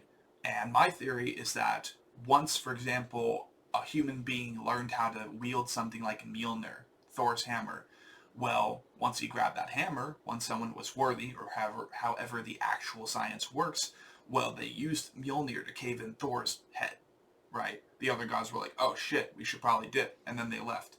And they're talking about this weird, like, giant satellite object with like LEDs on it and everything, the size of Manhattan, if not bigger, coming towards Earth. And I think that's all Project Blue being shit. Like, they're just trying to build up the panic as opposed to building up hype for the next era of humanity welcoming in and approaching civilly and without primitive nature an extraterrestrial species that are like openly just, yeah, we're here. I think that that's fake, but I think that there was a race of beings that Christianity regards as, I think, not the Jews and the Christians, right? They both, all people under God. They regard them as Nephilim. They call them Nephilim. I think Right. simply there was an ancient race of entities that were giants, 7, 8, 9, 10, maybe even 20 feet tall, that were just walking around. They were responsible for the pyramids. They were responsible for a lot of shit back in the day. And they had the technology to do it. They allowed us to toy with it like curious little toddlers. But once we figured out how to use their technology against them, they're like, oh, crap, they learned. We got to go. We got to bounce. They're going to kill us all because we've been condescending with them. In biblical texts, like you're talking about, the Nephilim are actually, like, if my memory serves me right, they are the children of what happens when an angel and a person on earth, obviously, have a child, and that's why they're like that. So it's not. I mean, I don't personally believe in like any kind of theism at all, but I do think like this kind of stuff is super duper interesting, and I think like it's really interesting to talk about and like kind of explore and dig into, Yeah, absolutely. And at the end of the day, as far as I'm concerned, most of the religions and pantheons on the earth that were then inscribed into ancient books and texts from centuries before, maybe even civilizations and I don't even know what the word for it would be, but like humanity before humanity and before the Neanderthals, because I would not be surprised if we've restarted multiple times. And this reminds me of like Planet of the Apes. I was just watching that movie the other day. Honestly, dude, I think that we're on the cusp of animals doing that as well, because monkeys are starting to learn how to use tools in an intelligent way. Not Untamed and Uncut, where you saw a chimpanzee flailing around an AK-47 or an orangutan throwing a Harley. I forgot about that video, man. Dude, that's an old video. I remember that. It's wild, right? But I think ultimately we are about to approach a threshold where there will be another species that reveals themselves before us.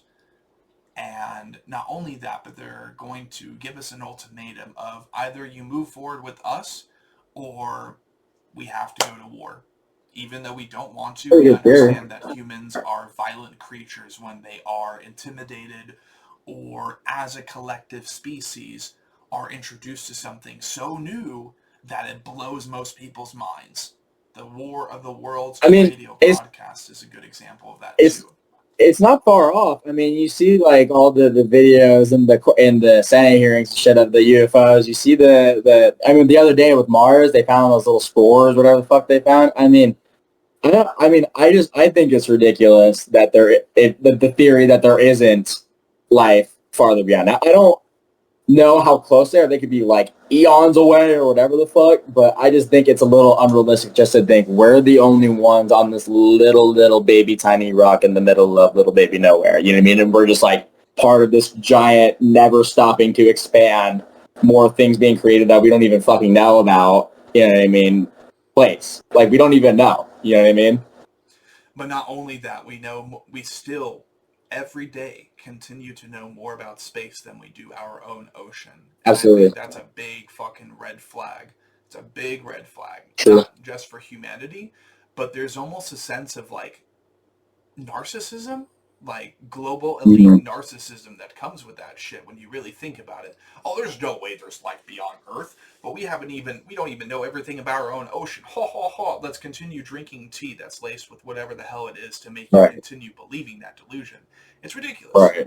But there is a gentleman named Mike Patterson. He has a channel called Sasquatch Ontario, and they basically, the family of Sasquatch that he claims to have had a close connection with for the last decade and a half now, they confirmed and said the same thing. They're like, we're going to be actually revealing ourselves to humanity here in the near future. And I'm like, I wonder if that's supposed to align with the timeline of this satellite coming in and them possibly utilizing Blue Beam the way that they were talking about back in the 80s to create these false alien invasions, destroy major cities worth of people, and depopulate on the grandest scale that we've ever seen. But then everyone in charge of this project, everyone in charge of the operation, all the world leaders are like, oh yeah, these are absolutely aliens, even though the technology, the explosions, the maybe even the scorch marks of certain destruction sites and stuff, the after the wreckage, we notice that most of the technology is actually human. You know, I really hope that never happens, but I have a feeling that this fall is going to be massive in regards to that. And there's so much other stuff, but like that. Welcome to the Anatomy Crosscast, guys. We're dissecting. You know, We're dropping some crazy ones tonight, bro. Oh yeah. I mean, bro. Even though this shit kind of sounds crazy, I got things that I think, and I got some, theories and little weird tidbits of shit that I know that like would probably be like, what the fuck are you talking about, dude? Drop that shit, dude. So I mean, I love listening to conspiracy theories because they're all crazy. They're all crazy. None of them are sane, but they're all fun, and they all have at least a very minute amount of merit to it. So what would you say I was is the listening. craziest one that you've followed so far? Oh, I don't even know if I can even say what's the Crosscast like? I have a lot of theories. I mean, honestly, it doesn't really matter. That's what true counterculture means. Is we'll basically deal with the Netanyahu inscribed and perpetrated consequences afterwards. If I disappear, no, I am not suicidal. I mean, no, I am, but I want to also make that known. I need to make that known because I say a lot, and soon I mean, it sounds crazy for me to even say that, but with Palantir and shit, I don't even want to take the chance, honestly, because I just don't know how it's going to look in 10, 20 years, and if it can like comb through far, you know what I mean? Yeah. We don't even know what they're doing right now. They're billionaires and they have a lot of technology. I'm going crazy right now. I think there's a lot. I think my craziest one is definitely in regards to a lot of our wars and 9/11 and other things like that, and also who is really, using our politicians as thumbsticks on a controller, joysticks on a controller, if you will. I think there's a lot that is really, really evil and really, really big that we don't even know about, and then I don't know. I'm trying to make sure I don't say it in the wrong way. I mean, I guess I can say it anyway. I think it says real. Yeah. No, I think we all do. Like, at this point, especially after Kirk was assassinated, and then, Netanyahu basically making the threat openly that if Israel falls, like, a lot of countries in the world will fall. Of course he's responsible for all the shit that's been happening and to us. Also today, I don't know if you saw, but I think actually today it was declared by, like, 6 UN embassy workers that what is happening in Israel right now is actually a genocide. So now it's, like, not even debatable. In which we knew this, they're years late, probably intentionally, which is terrible. But I mean, I just don't think that like talking about this anymore is anti-Semitic in any kind of form or way. It just isn't. You know what I mean? There's no way you can spin it that it is. It's just people's lives and what's going on in our government and what our future is going to look like. Really. Exactly. Not only that, but like I kind of take this with the same approach that I did what was considered racism back in the early 2010s. Like, people were so scared of even labeling people with a color, even though it's like that's better than calling them by the slur that whoever designed and expressed the first time. Like, you know what, that should sound pretty fucking good. That was like my least favorite era of my life. Is like, you can't call them black. I'm like, why not?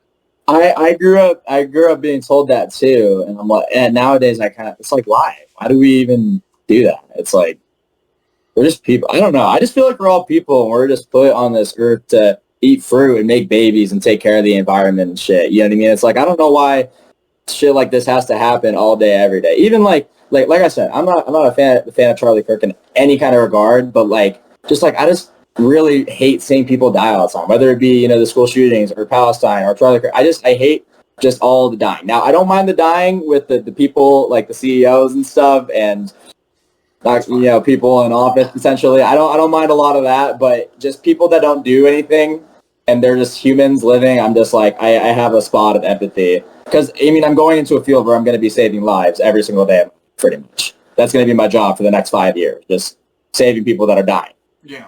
For this country, too. So, like, just from, like, I guess it's really, I kind of look at myself like a centrist with things. I don't even like to call myself like a Democrat or a liberal or conservative, but I just try to stay libertarian, centrist. I don't like going to either side because I feel like sometimes you get too extreme, but like I just hate people like just dying all the time. That's it. It's just terrible. And I see it all the time. And that's a humanitarian thing, you know, Mm-hmm. to be so sad to see so many Mm-hmm. die for no reason at all except to fulfill an agenda. It's the worst thing ever, and it should have never, like, not to sound too much like good old Rump, but it should have never have happened ever. Yeah. And when you then really, yeah, no, but you're right. Yeah. I don't know what else to say. Like I could put. You're pretty on the money with that. That's pretty funny.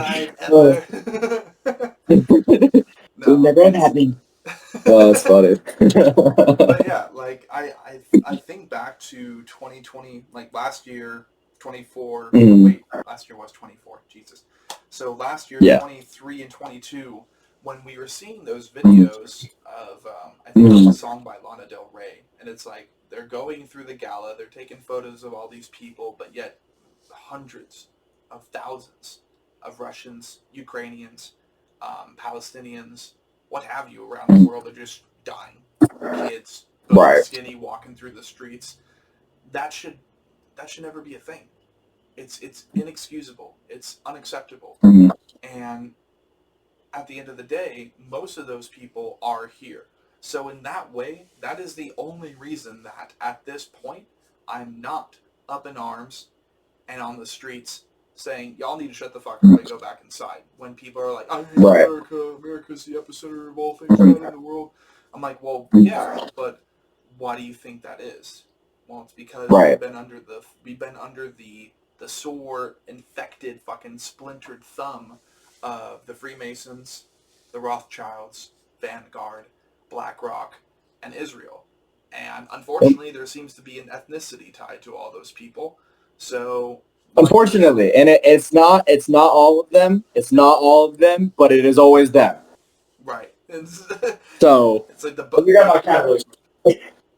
Too bad for that 4-letter word being fuck, you know. Mm-hmm. Because instead, you know, we got the actual. I think we've kind of uncovered the boogeyman of the world, and that's a terrible thing to make a realization of, because back in the day, even in high school, I remember this shit. I remember like talking and making jokes about Jews during the Holocaust, and of course, yeah, very insensitive. Right. I was one of those people who were like, you can't make jokes about it. You can't joke about it. It's not funny. But like, it's not funny. It's still not funny for the most part. Yeah. Unless you have a deep fried sense of humor like I do. But that isn't to say. I sometimes. I mean, not all the time. I mean, it just depends. I think, like, sometimes I see some people go. If it's clever, I think if it's clever, it's okay. And it has to be in good taste, you know.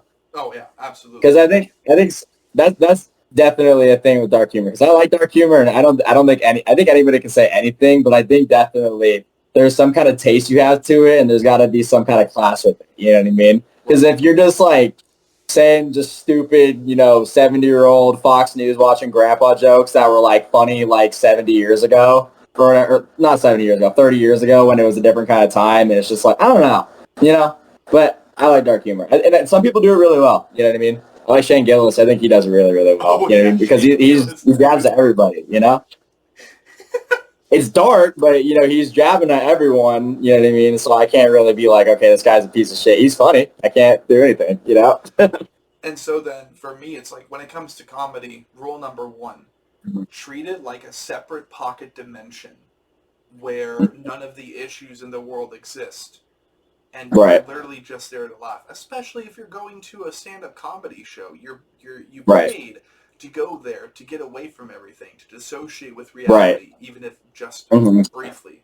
So, it's kind of like concerts, except at concerts, you go there and it's okay to beat people up as long as you don't throw them into a concussion. That's kind of what metal shows are to me. Yeah. That's where the disassociation comes with in a metal show. With a comedy show, it's like, okay, for one, don't be so soft, okay? if you're going to see a certain comedian, that means, in my opinion, that you have had to have seen at least a couple of their stand-up specials, and you know how fucked up said comedian can be sometimes.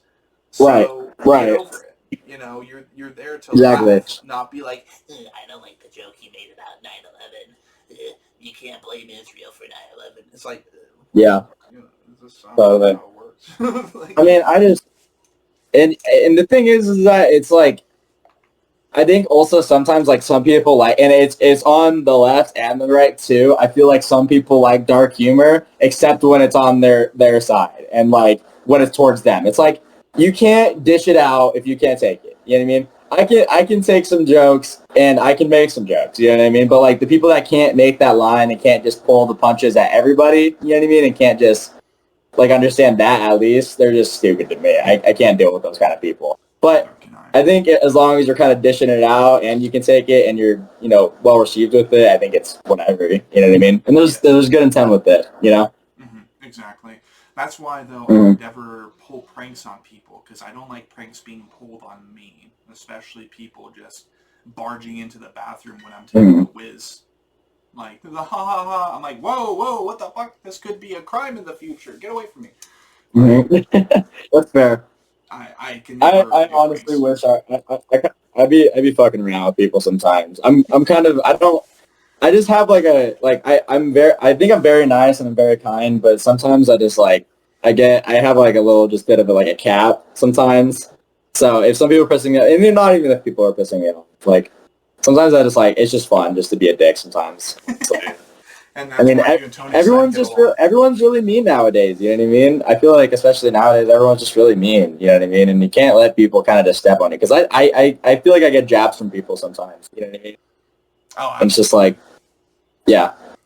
But it's cool. I'm white boy swag. You feel me? White boy swag. They love white chocolate. Oh no! You gotta at least have a little Puerto Rican in there to call yourself white chocolate, my friend.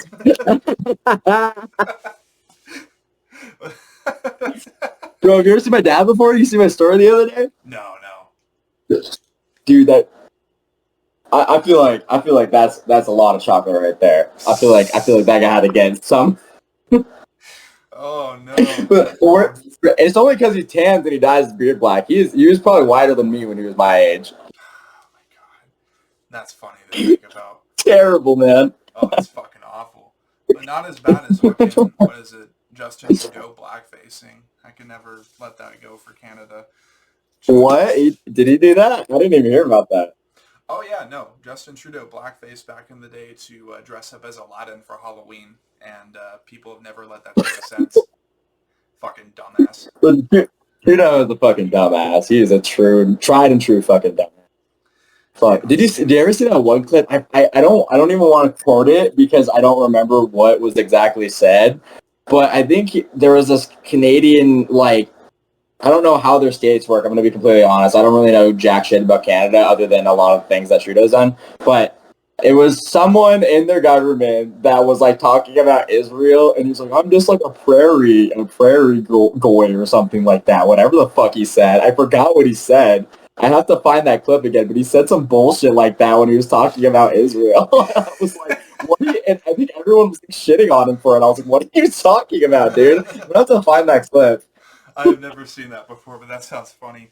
You know what I'm talking about? Yeah. Yeah. I was like, what are you talking about, dude? It's like, holy shit. Fucking A, dude. Some people. But, I mean, that goes to show, like, how much they suck up. And, I mean, I wouldn't say suck up. I feel like there's a reason why. We know the reason why. Yeah. There's a reason they kiss a dirty old wall. That's gonna be the thing that gets me killed too. I called it a dirty old wall. They're like, fucking go get him. But I mean, it's not like another thing too is like I think people think because I talk a lot of shit about them. I talk a lot of shit, but the thing is, I think Israel should exist as long as Muslims and Christians can exist there peacefully. As an apartheid, you know what I mean? It doesn't work, and it shouldn't exist. So that's why I say I don't think Israel should exist up until the point where it cannot be a genocidal modern day Nazi regime. You know what I mean? Oh, yeah. It's just, I don't agree with the apartheid. I don't agree with the ethnic cleansing. I don't agree with any of it. And, we see what they do with our politics. So it's just like, Exactly. Literally almost every world leader probably in conceivable existence at this point has at one point probably kissed that wall and just bootlicked to Israel in some way, and I'm tired of it. I will say, though, I think that, whether or not people hate him or not, he is honest. That would be Vladimir Putin.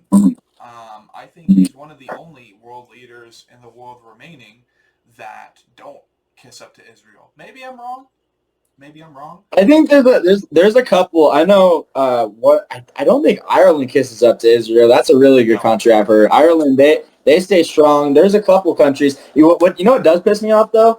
That maybe I'm not as informed as their part in all of this. I'm very informed about like all the geopolitics and the history and the Christian side of it, because some people like to argue that, or the Jewish side of it. I know a lot of that, but like what I don't understand is why none of their neighboring countries are doing shit, or like why the UN hasn't done shit. I mean, I know why. They obviously are.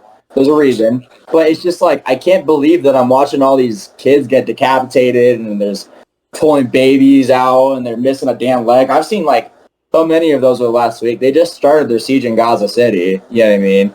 There's been people just dying left to right and blowing up like buildings and shit all day.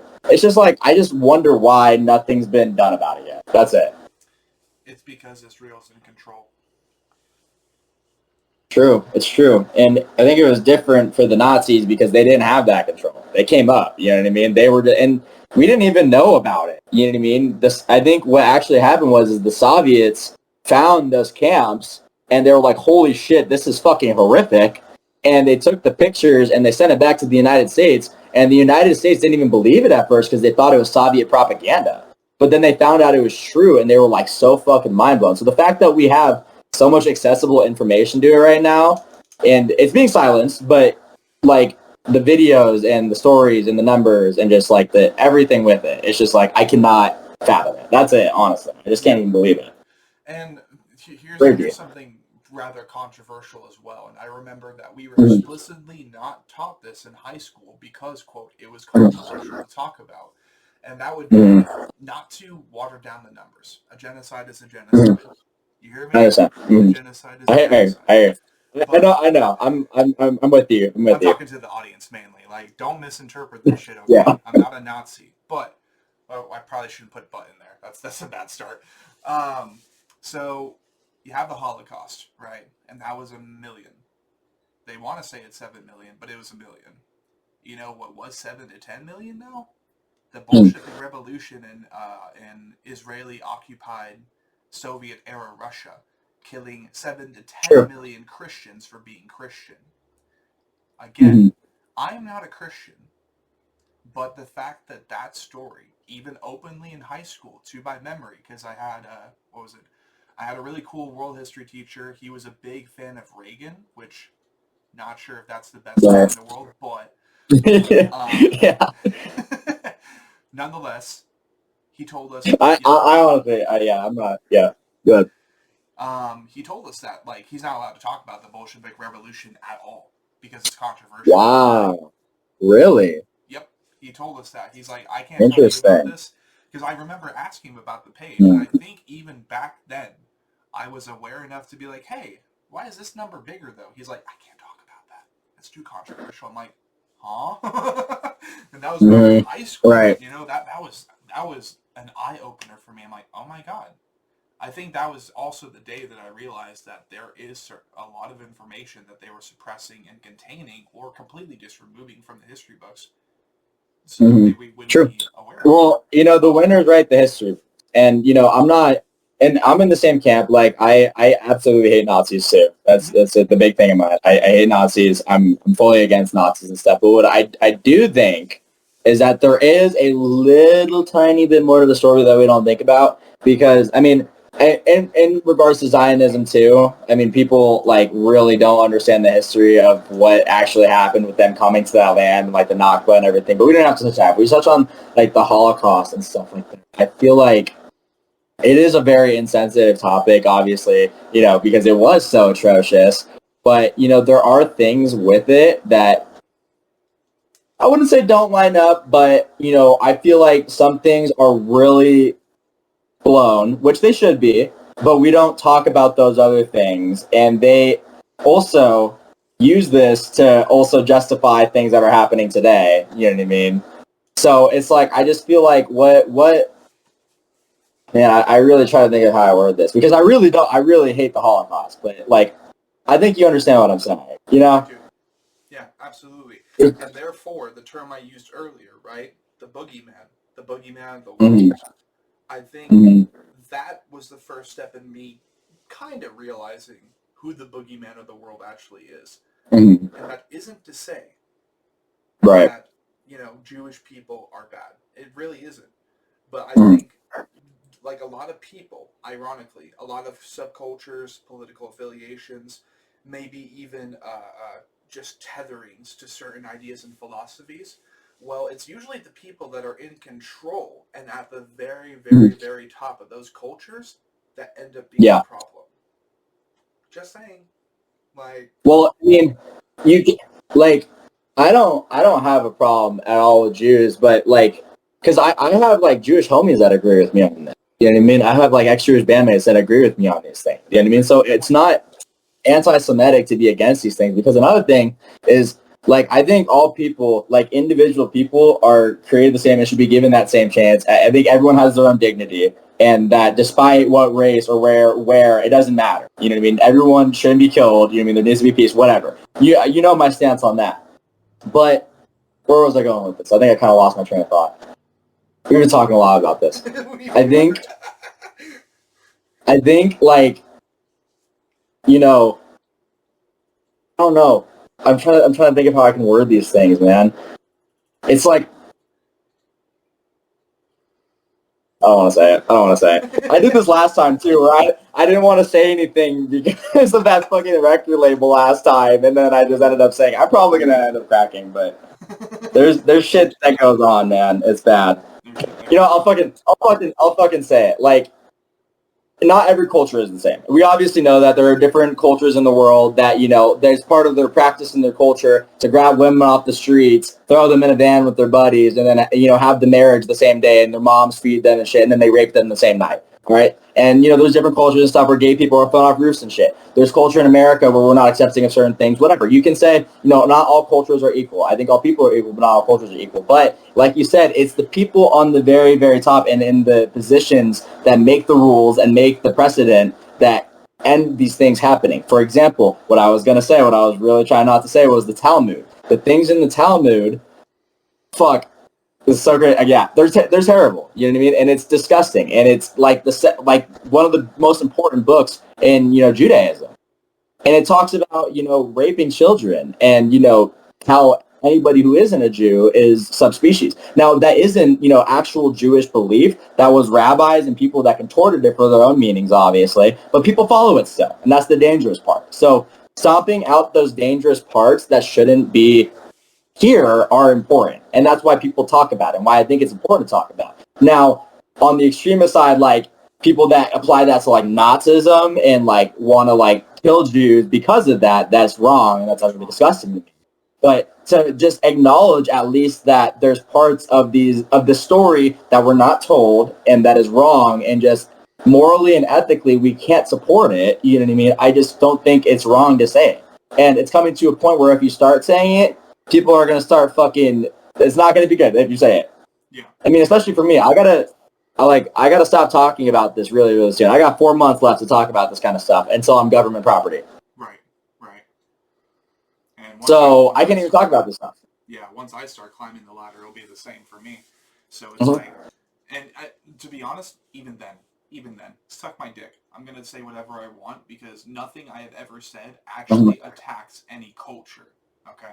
Yeah. And really, it was unfortunate, dude. Like, the more or less attempt to wrap up this bigger conversation being back after 3 months, right? Me and my project, Blind Without Our Failures, we managed to briefly acquire someone. I will not say their name to respect their privacy and to remain professional. But everything was going well until there was a almost occultic sense of denialism and dismissal of states across the country, doctors across the country, even if it's not something that you can pull up in an article, because they've removed this shit. I've seen them remove information for countless subjects on countless times to fulfill an agenda. Now, they were in full dismissal and denial of doctors across the country, any state, period, attempting to coerce children under the age of consent to get gender transition surgeries. Okay? And it has happened. And if there isn't any paper documentation online on the internet where they're wiping shit off constantly, then it's not exactly listen to hearsay, absorb it, and mark it true. But when you see the receipts, when you see people coming forward saying, hey, I was coerced at the age of 12 to go through this process, get a transition, I wanted to detransition, and now I have permanently affecting, like, I have health issues now. That would be, what was it? One of those people would be Chloe Cole.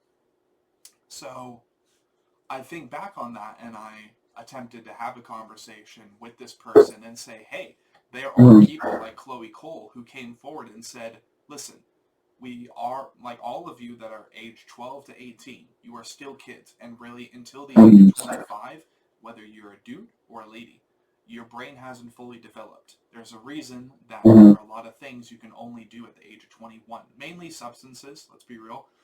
I don't think that people should be able to enlist into a service branch at the age of 18. That's just me. I think it should all be at 25. But our brains really don't fully develop until we're 25. So it's like, shouldn't we wait until 25 then, when our brains are fully developed? That's besides the point. But they were in full denial and dismissal that people essentially like Chloe Cole exist. They're like, oh, their story is just exaggerated and they're there to fulfill an agenda. I'm like, are you kidding me? Right. That's not a thing. And also, that's another thing. Like, I don't even think that's, like, transphobic to say, because, like, me personally, I have a lot of trans friends, and I like trans people a lot. And also, I don't really give a fuck who I date either. I'm going to leave it at that, but I don't give a fuck who I date either. So it's not even about that. I think that trans people should exist and everything, but I think what we were talking about earlier regarding the last conversation, it's not the people, it's the institution, because I guess it is the people in that regard, but it's not like exactly the members of the community. There's more of you can apply this with nearly almost anything. Like, I'm pro-choice, but there's a lot of really, really disgusting, evil, awful things that happen with the abortion industry. I can at least acknowledge that because I'm not biased. You know what I mean? You have to acknowledge that there's a little bit of evil in these things, and you just have to say it. You know what I mean? And some people don't like it when you say it. I think also sometimes people can, blanket term things or blow things out of proportion on the left and the right, of course. But I think it's super important just to be like, if it doesn't make sense and it's not right, it doesn't matter if it's, on this side, or it's this group of people, it's that group of people. Just at least acknowledge it and just want to have a change with it. You know what I mean? Because it still hurts and kills people at the end of the day. And like I said, as I stated earlier, that's just like the worst thing to me, honestly. And I hate people suffering and I hate people dying. Yep. So I don't think it's wrong to be like, yo, this thing, well, I'm not applying it to the entire group, because I love this entire group and I'm cool with this entire group. I got really great friends in this entire group, and I want this group to keep continuing and prospering and getting better, so that they can exist with us, whether that be anything, I don't care what it is, conservatives, Republicans, a race, a religion, whatever it is, just at least acknowledging the bad parts and wanting the reform is okay to me. Yes. And I think that's, if I could just, I'll shut up after this, because I think this is the main point, just to tie it back with like the music and the anti, the mainstream and the culture, you know what I mean? I think it's like, this is what punk really is. It's not, the groups, and it's not the factions and everything like that. It's the bigger picture and the elite and the higher ups and the people that are really pulling everything. Not even just going back to that last conversation we had, but like, there's people in high power positions, whatever side they're on, left, right, whatever country, you know what I mean? There's a lot of different reasons, but like, it's just the bigger. It's the people that are higher than us and the people that have more say and more control over the world and how it works than we do. So being against the establishment, whether it be any faction or any political religion, feeling, ideology, whatever it might be, if it's in those high power positions and it's hurting people, That's what being punk truly is. Being able to speak out against that and being able to go against the norm and differentiate yourselves from those groups and speak out about atrocities that are going on, no matter what side of the aisle it's on. Yes. No, absolutely. Yep. And that, for me, is what true counterculture is supposed to be. It is taking accountability for the wrong happening in your culture, not dismissing or denying that shit, because that's just counterproductive. That's going to backfire on what you represent later in time if you're just completely ignoring shit. Like, for example, I politically, it's been spoken throughout a couple sessions, so I'll keep it short. I'm anti-Mason. Okay, that just happens to be the first version of the Republican Party that fought against that of majority of the founding fathers, that being the Freemason Democrats. And the Freemasons, they predate everything as far as I'm concerned. We just don't know where they officially start. They just happen to have a book that was written in the 1800s. Yeah. They happen to have a book. Damn fat, man. Sorry. She keeps scratching. I just got to keep it cracked. They happen to have a book that they wrote in the 1800s, and you look at the very end of that book, and you see what happens if I've heard of this, yeah. Yeah. So, like, for me, the true counterculture right now is the collective mass against the Freemasons. It is anti-Freemason. That's all counterculture should be. I don't care what tier of the counterculture music industry you're on. In fact, I think Bring Me the Horizon, despite them being on Columbia Records, which happens to be the same record label that AC/DC, whatever they're doing these days before they all pass away because of all this shit. Like, that's the same label as Sleep Token, and AC/DC. I think when you're at that tier, I know there's probably a lot of things that you're not allowed to talk about. But the moment that you stop talking about things when you know something is wrong, that is when you have failed counterculture, in my opinion. Don't get me wrong. Their music is great. Their new shit is awesome. But the moment you don't speak out against atrocities happening around the world, once you're on a certain tier of the world, no, you've failed counterculture. Absolutely. And that is the point. Exactly. That is right on it. And if you say you're in the scene, you know what I mean? Like, it doesn't even mean you gotta be some, like, political activist and shit and, you know, be like, because I do that. I protest. I love protesting, and I love speaking out, and I love using my First Amendment because, you know, that's the country I live in. I love this country a lot, by the way. I am a huge fan of this country. I know it has a lot of bad shit in its history. It's got a lot of issues right now, and there's a lot of ugly parts of this history and shit. But for what it's supposed to be, and without the problems, if we can fix those problems and work towards a better future. Oh, you cut out. Jax, where'd you go? We were having such a spicy conversation. Look, I'm about to get my power cut off. Watch. Mr. Jaxx of Intestinectomy. Yo, did they get Jax, dude? did they decide to whack Jax?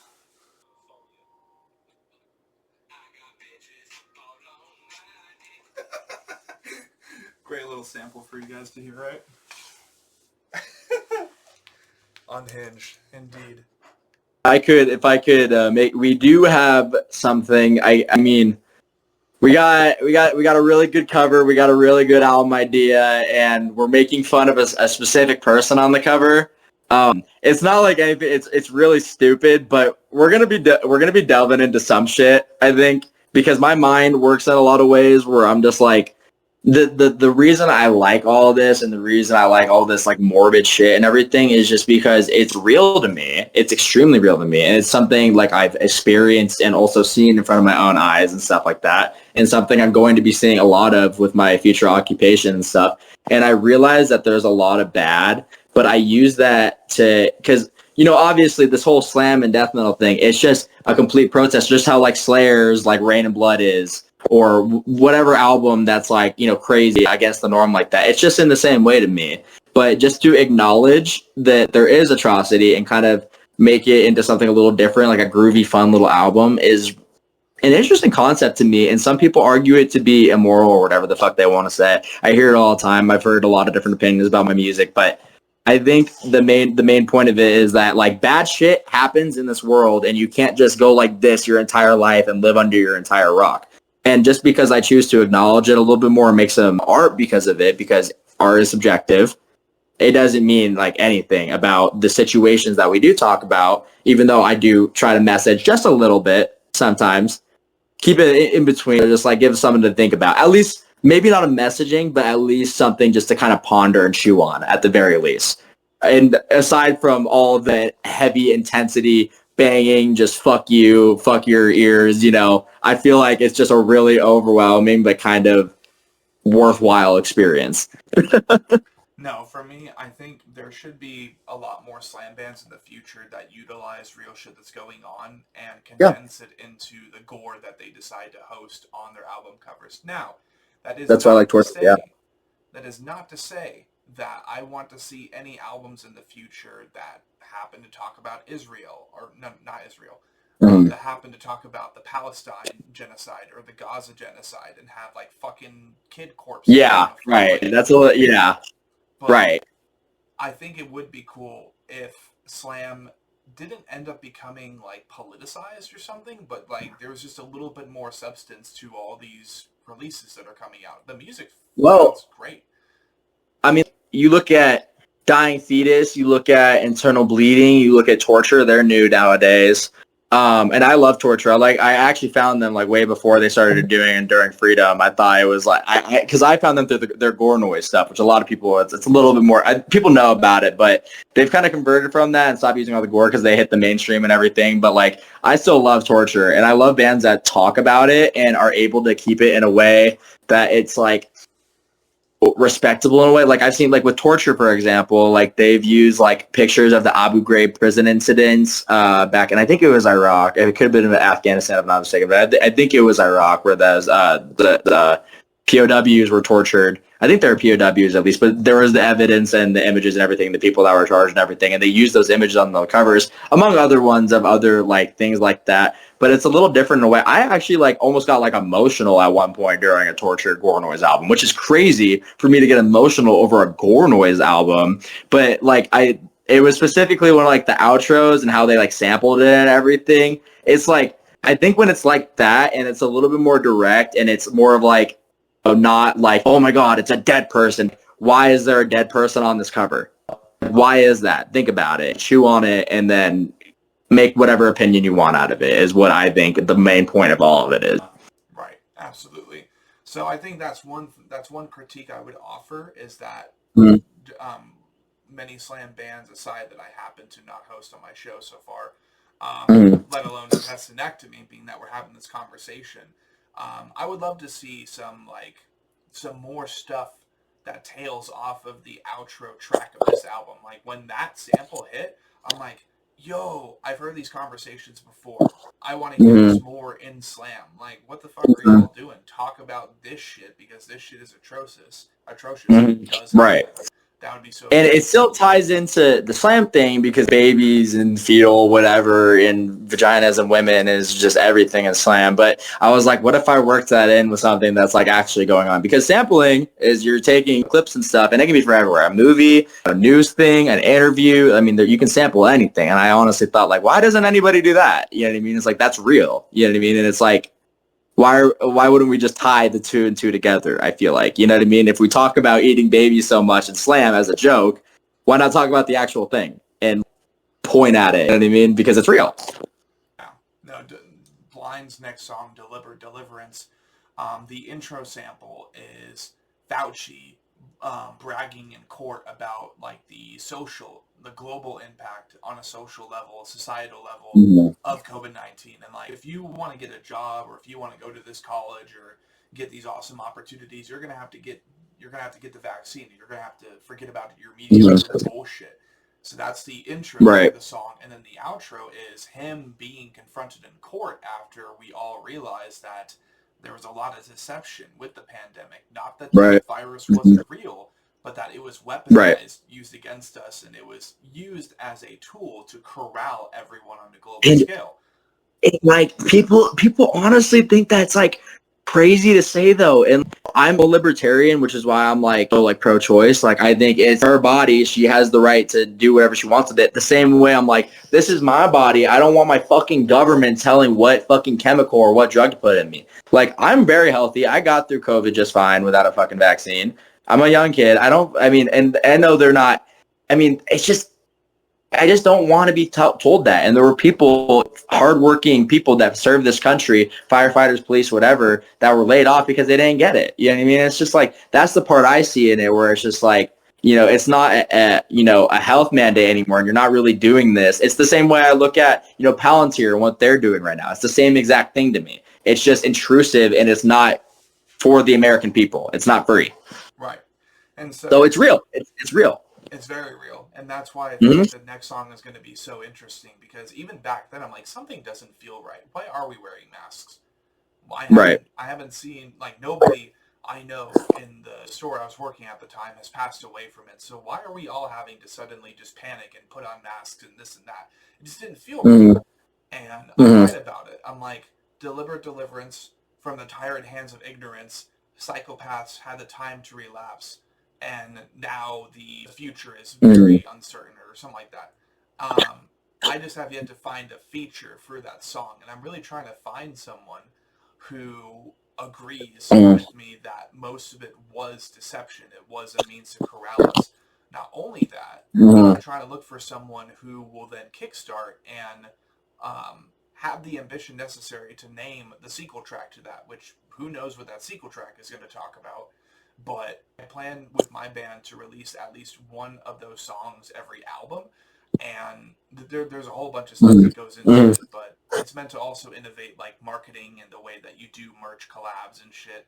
So most of the bands we're going to be featuring on that are going to be independent and shit. That way there's not any record label associated fees to get their band's logo on the song, this and that. But I want to hear that, like, to me, that's true counterculture, is when you're willing to write songs about that and not be scared about the subject material or the possible repercussions from a certain demographic regarding the opinion you're expressing, and also, when you don't say certain things, it's like you're not acknowledging it, and it's actually dangerous when you don't talk. Like, about even if it's a really hot button issue, even if it happened in the past, how, like, morbid or disgusting it is. If you just choose not to ignore it, it's actually dangerous and makes the problem worse, because when we don't talk about history of things, just for example, like the Holocaust, or like, the Civil Rights Movement, or we could go, the indigenous people in early America, we can do anything, or other countries. You know what I mean? If we don't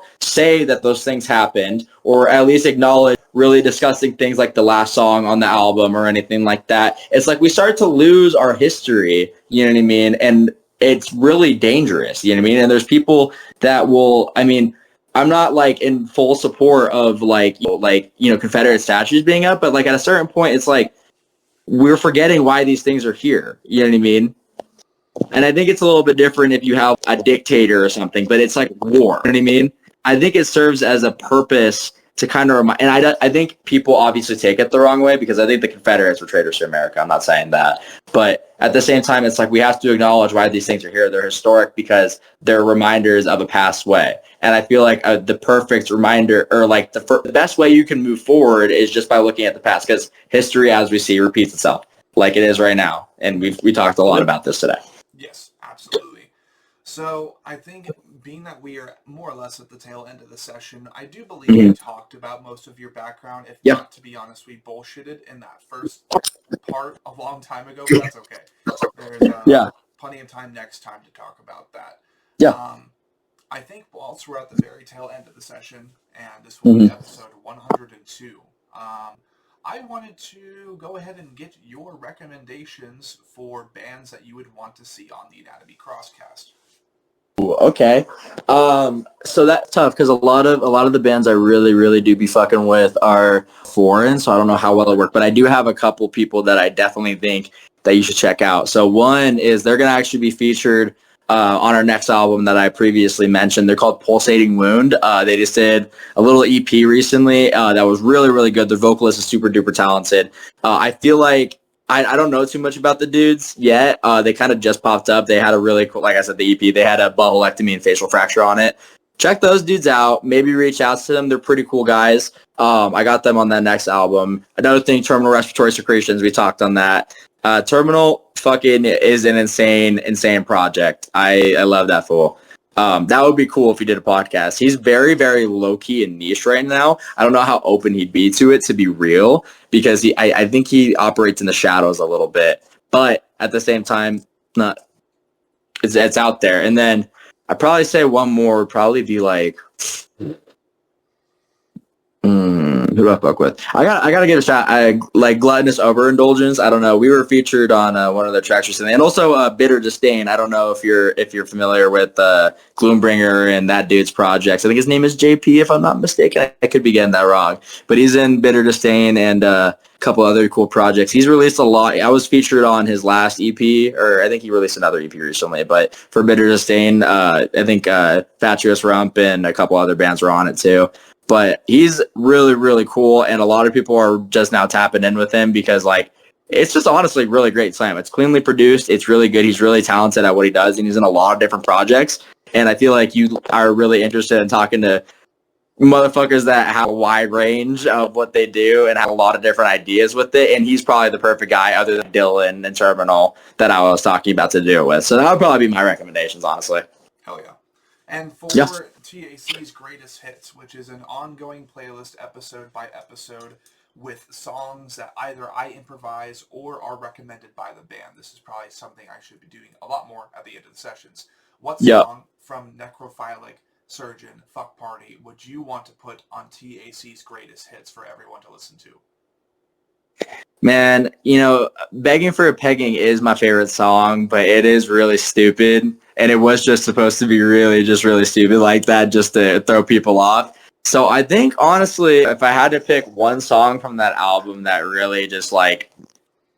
I mean, every time I think of that album, though, and just, like, what it stands for and everything, I just really think of the title track, honestly. It's really just that title track that really drives it through. Even though I have my critiques of it and my vocals that I did on it, which is the only reason I don't like it, it's the banger. It's a really fucking good song. So I probably recommend that one. Okay. So which one would that be that you said the title track? Well, it's with 357 Homicide, Necrophilic Surgeon, Fuck Party. It's our biggest song. Okay, cool. So in that case, because I deleted my Spotify account recently and only, converted through TuneSpeak, Asahi and Omichi, which is my time capsule for anime intros and outros, Ghibli movie soundtracks, etc. I don't know why, but I didn't transfer TAC's Greatest Hits through TuneSpeak over to Apple Music, which is now what I'm doing, because fuck Spotify for the most part. So I will have to redo the playlist, but thank goodness I've only had about 100 bands on the show. Not too bad, yeah. Yeah, not too bad at all. So I will go ahead and put that on the list then for TAC's Greatest Hits.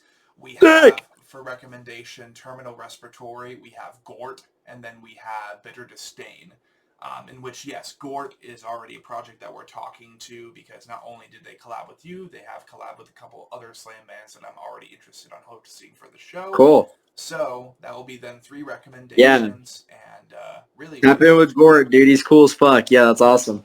Love it. And, I mean, that's just the process, people. We just continue relentlessly to network with as many musicians around the world as possible. And to answer your question from earlier, we have no borders. Like, the podcast is a global thing, or at least that's the intention. So, I mean, Visceral Explosion is a band I'm reaching out to right now. They're based in Korea.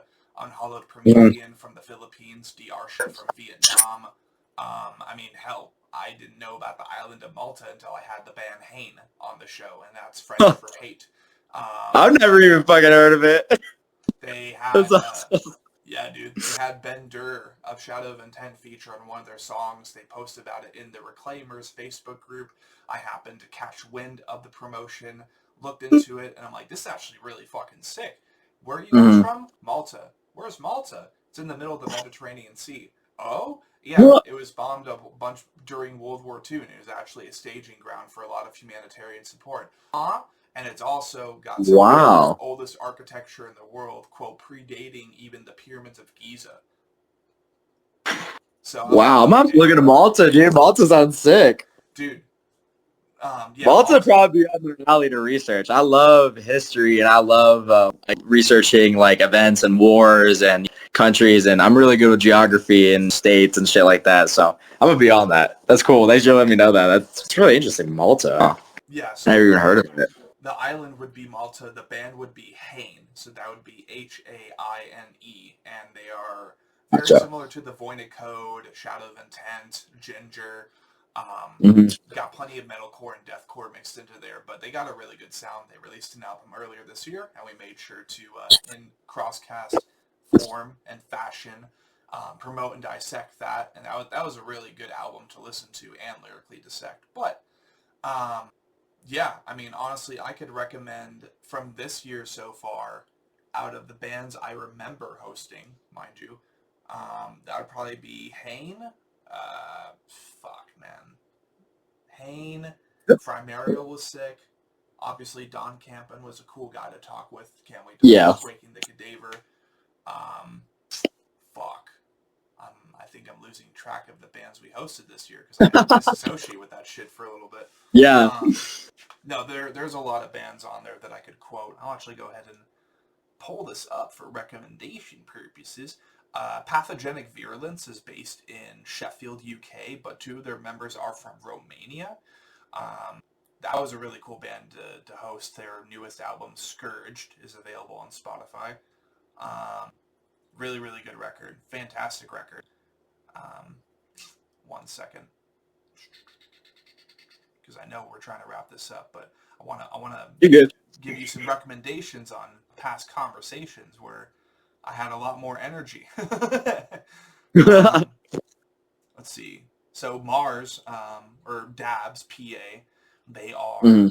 I think I've heard of Dabs. I think I've heard of them. Dabs is fucking sick, dude. I think I've heard of them. Celestial Scourge from Norway.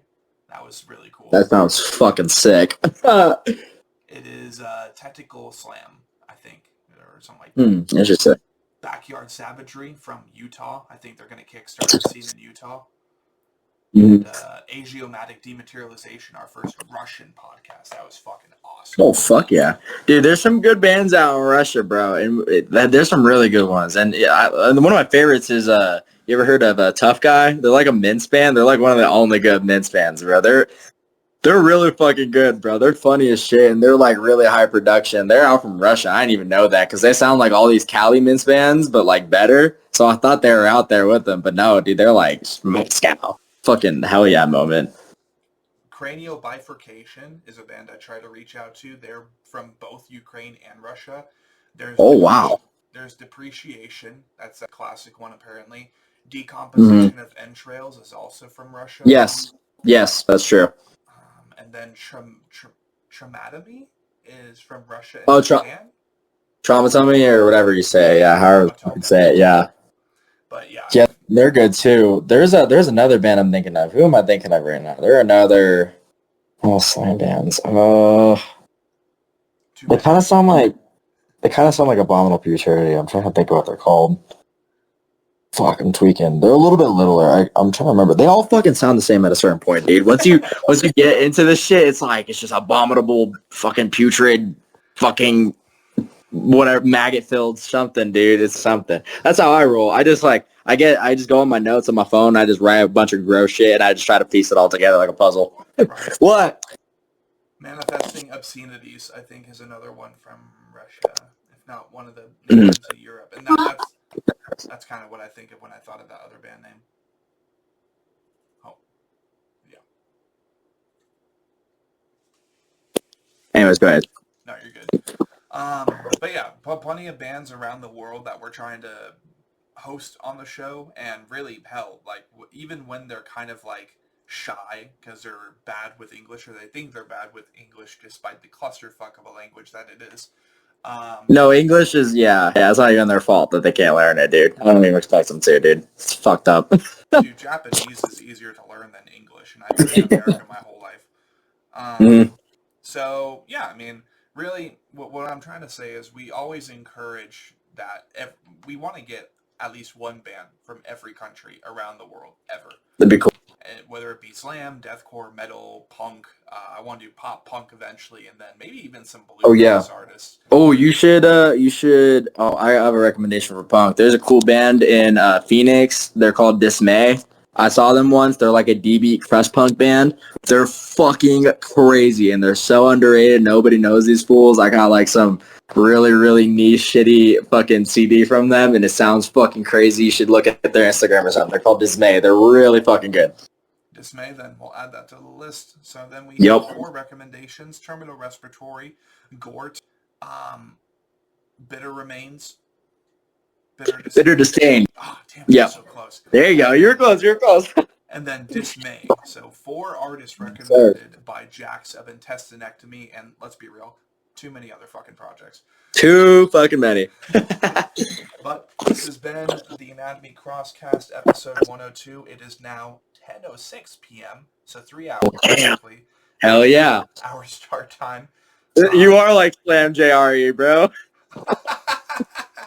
I try to be. I don't know. It's fun. Yeah, you did a great job, man. I had the absolute honor coming on this podcast. It was so fun doing all these sessions and shit, even though it took so dang long. No, it's what it is. Now, It's my bad. Here's the thing: to do groundbreaking shit with the show, you, my friend, have to help me do our first 2-band split release Crosscast session for that split between you guys and Terminal Respiratory. Yeah. We gotta make that happen. I'm down. I can talk. I can try to convince Dylan. I'll see, because I've been trying to talk to. I want to promote it a little bit more because I mean the streams are doing good right now. I think we have like 7,000 total album streams, if I'm not mistaken, for that little EP that we did, at least on our side that I know of. But I want to promote it a little bit more, and I want to see if because I really want to also know how that motherfucker thinks sometimes, low-key, because I get really fucking like psyched when I listen to his music. I'm like, wow, this guy's fucking talented as shit. So it would be honestly a really interesting episode. I'd be so down for it. Sweet.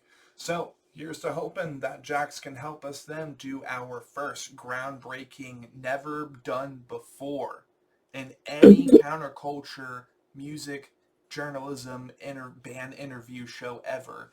Let's see if we can do the first ever 2-band in 1 session podcast. I think that could be really That'd be fun. sick. Mm-hmm. So, and then we could also talk about how we came out with the EP, because we had a little bit of a process trying to fucking even get it out in the first place too. It was delayed a couple times. Not a crazy story, but man, it was a process for sure. It went through a couple different stages. absolutely. And then here's then to that groundbreaking session. Thank you all for listening to what I think might be a 3 to 4 hour podcast. Without meaning to, not really. And yeah, just like the great eternal music machine, we gotta keep fucking cranking. Not cranking it out, but Love your cranking. brothers and sisters. Free Palestine. Listen to Slam and eat ass, bros. Bye, guys.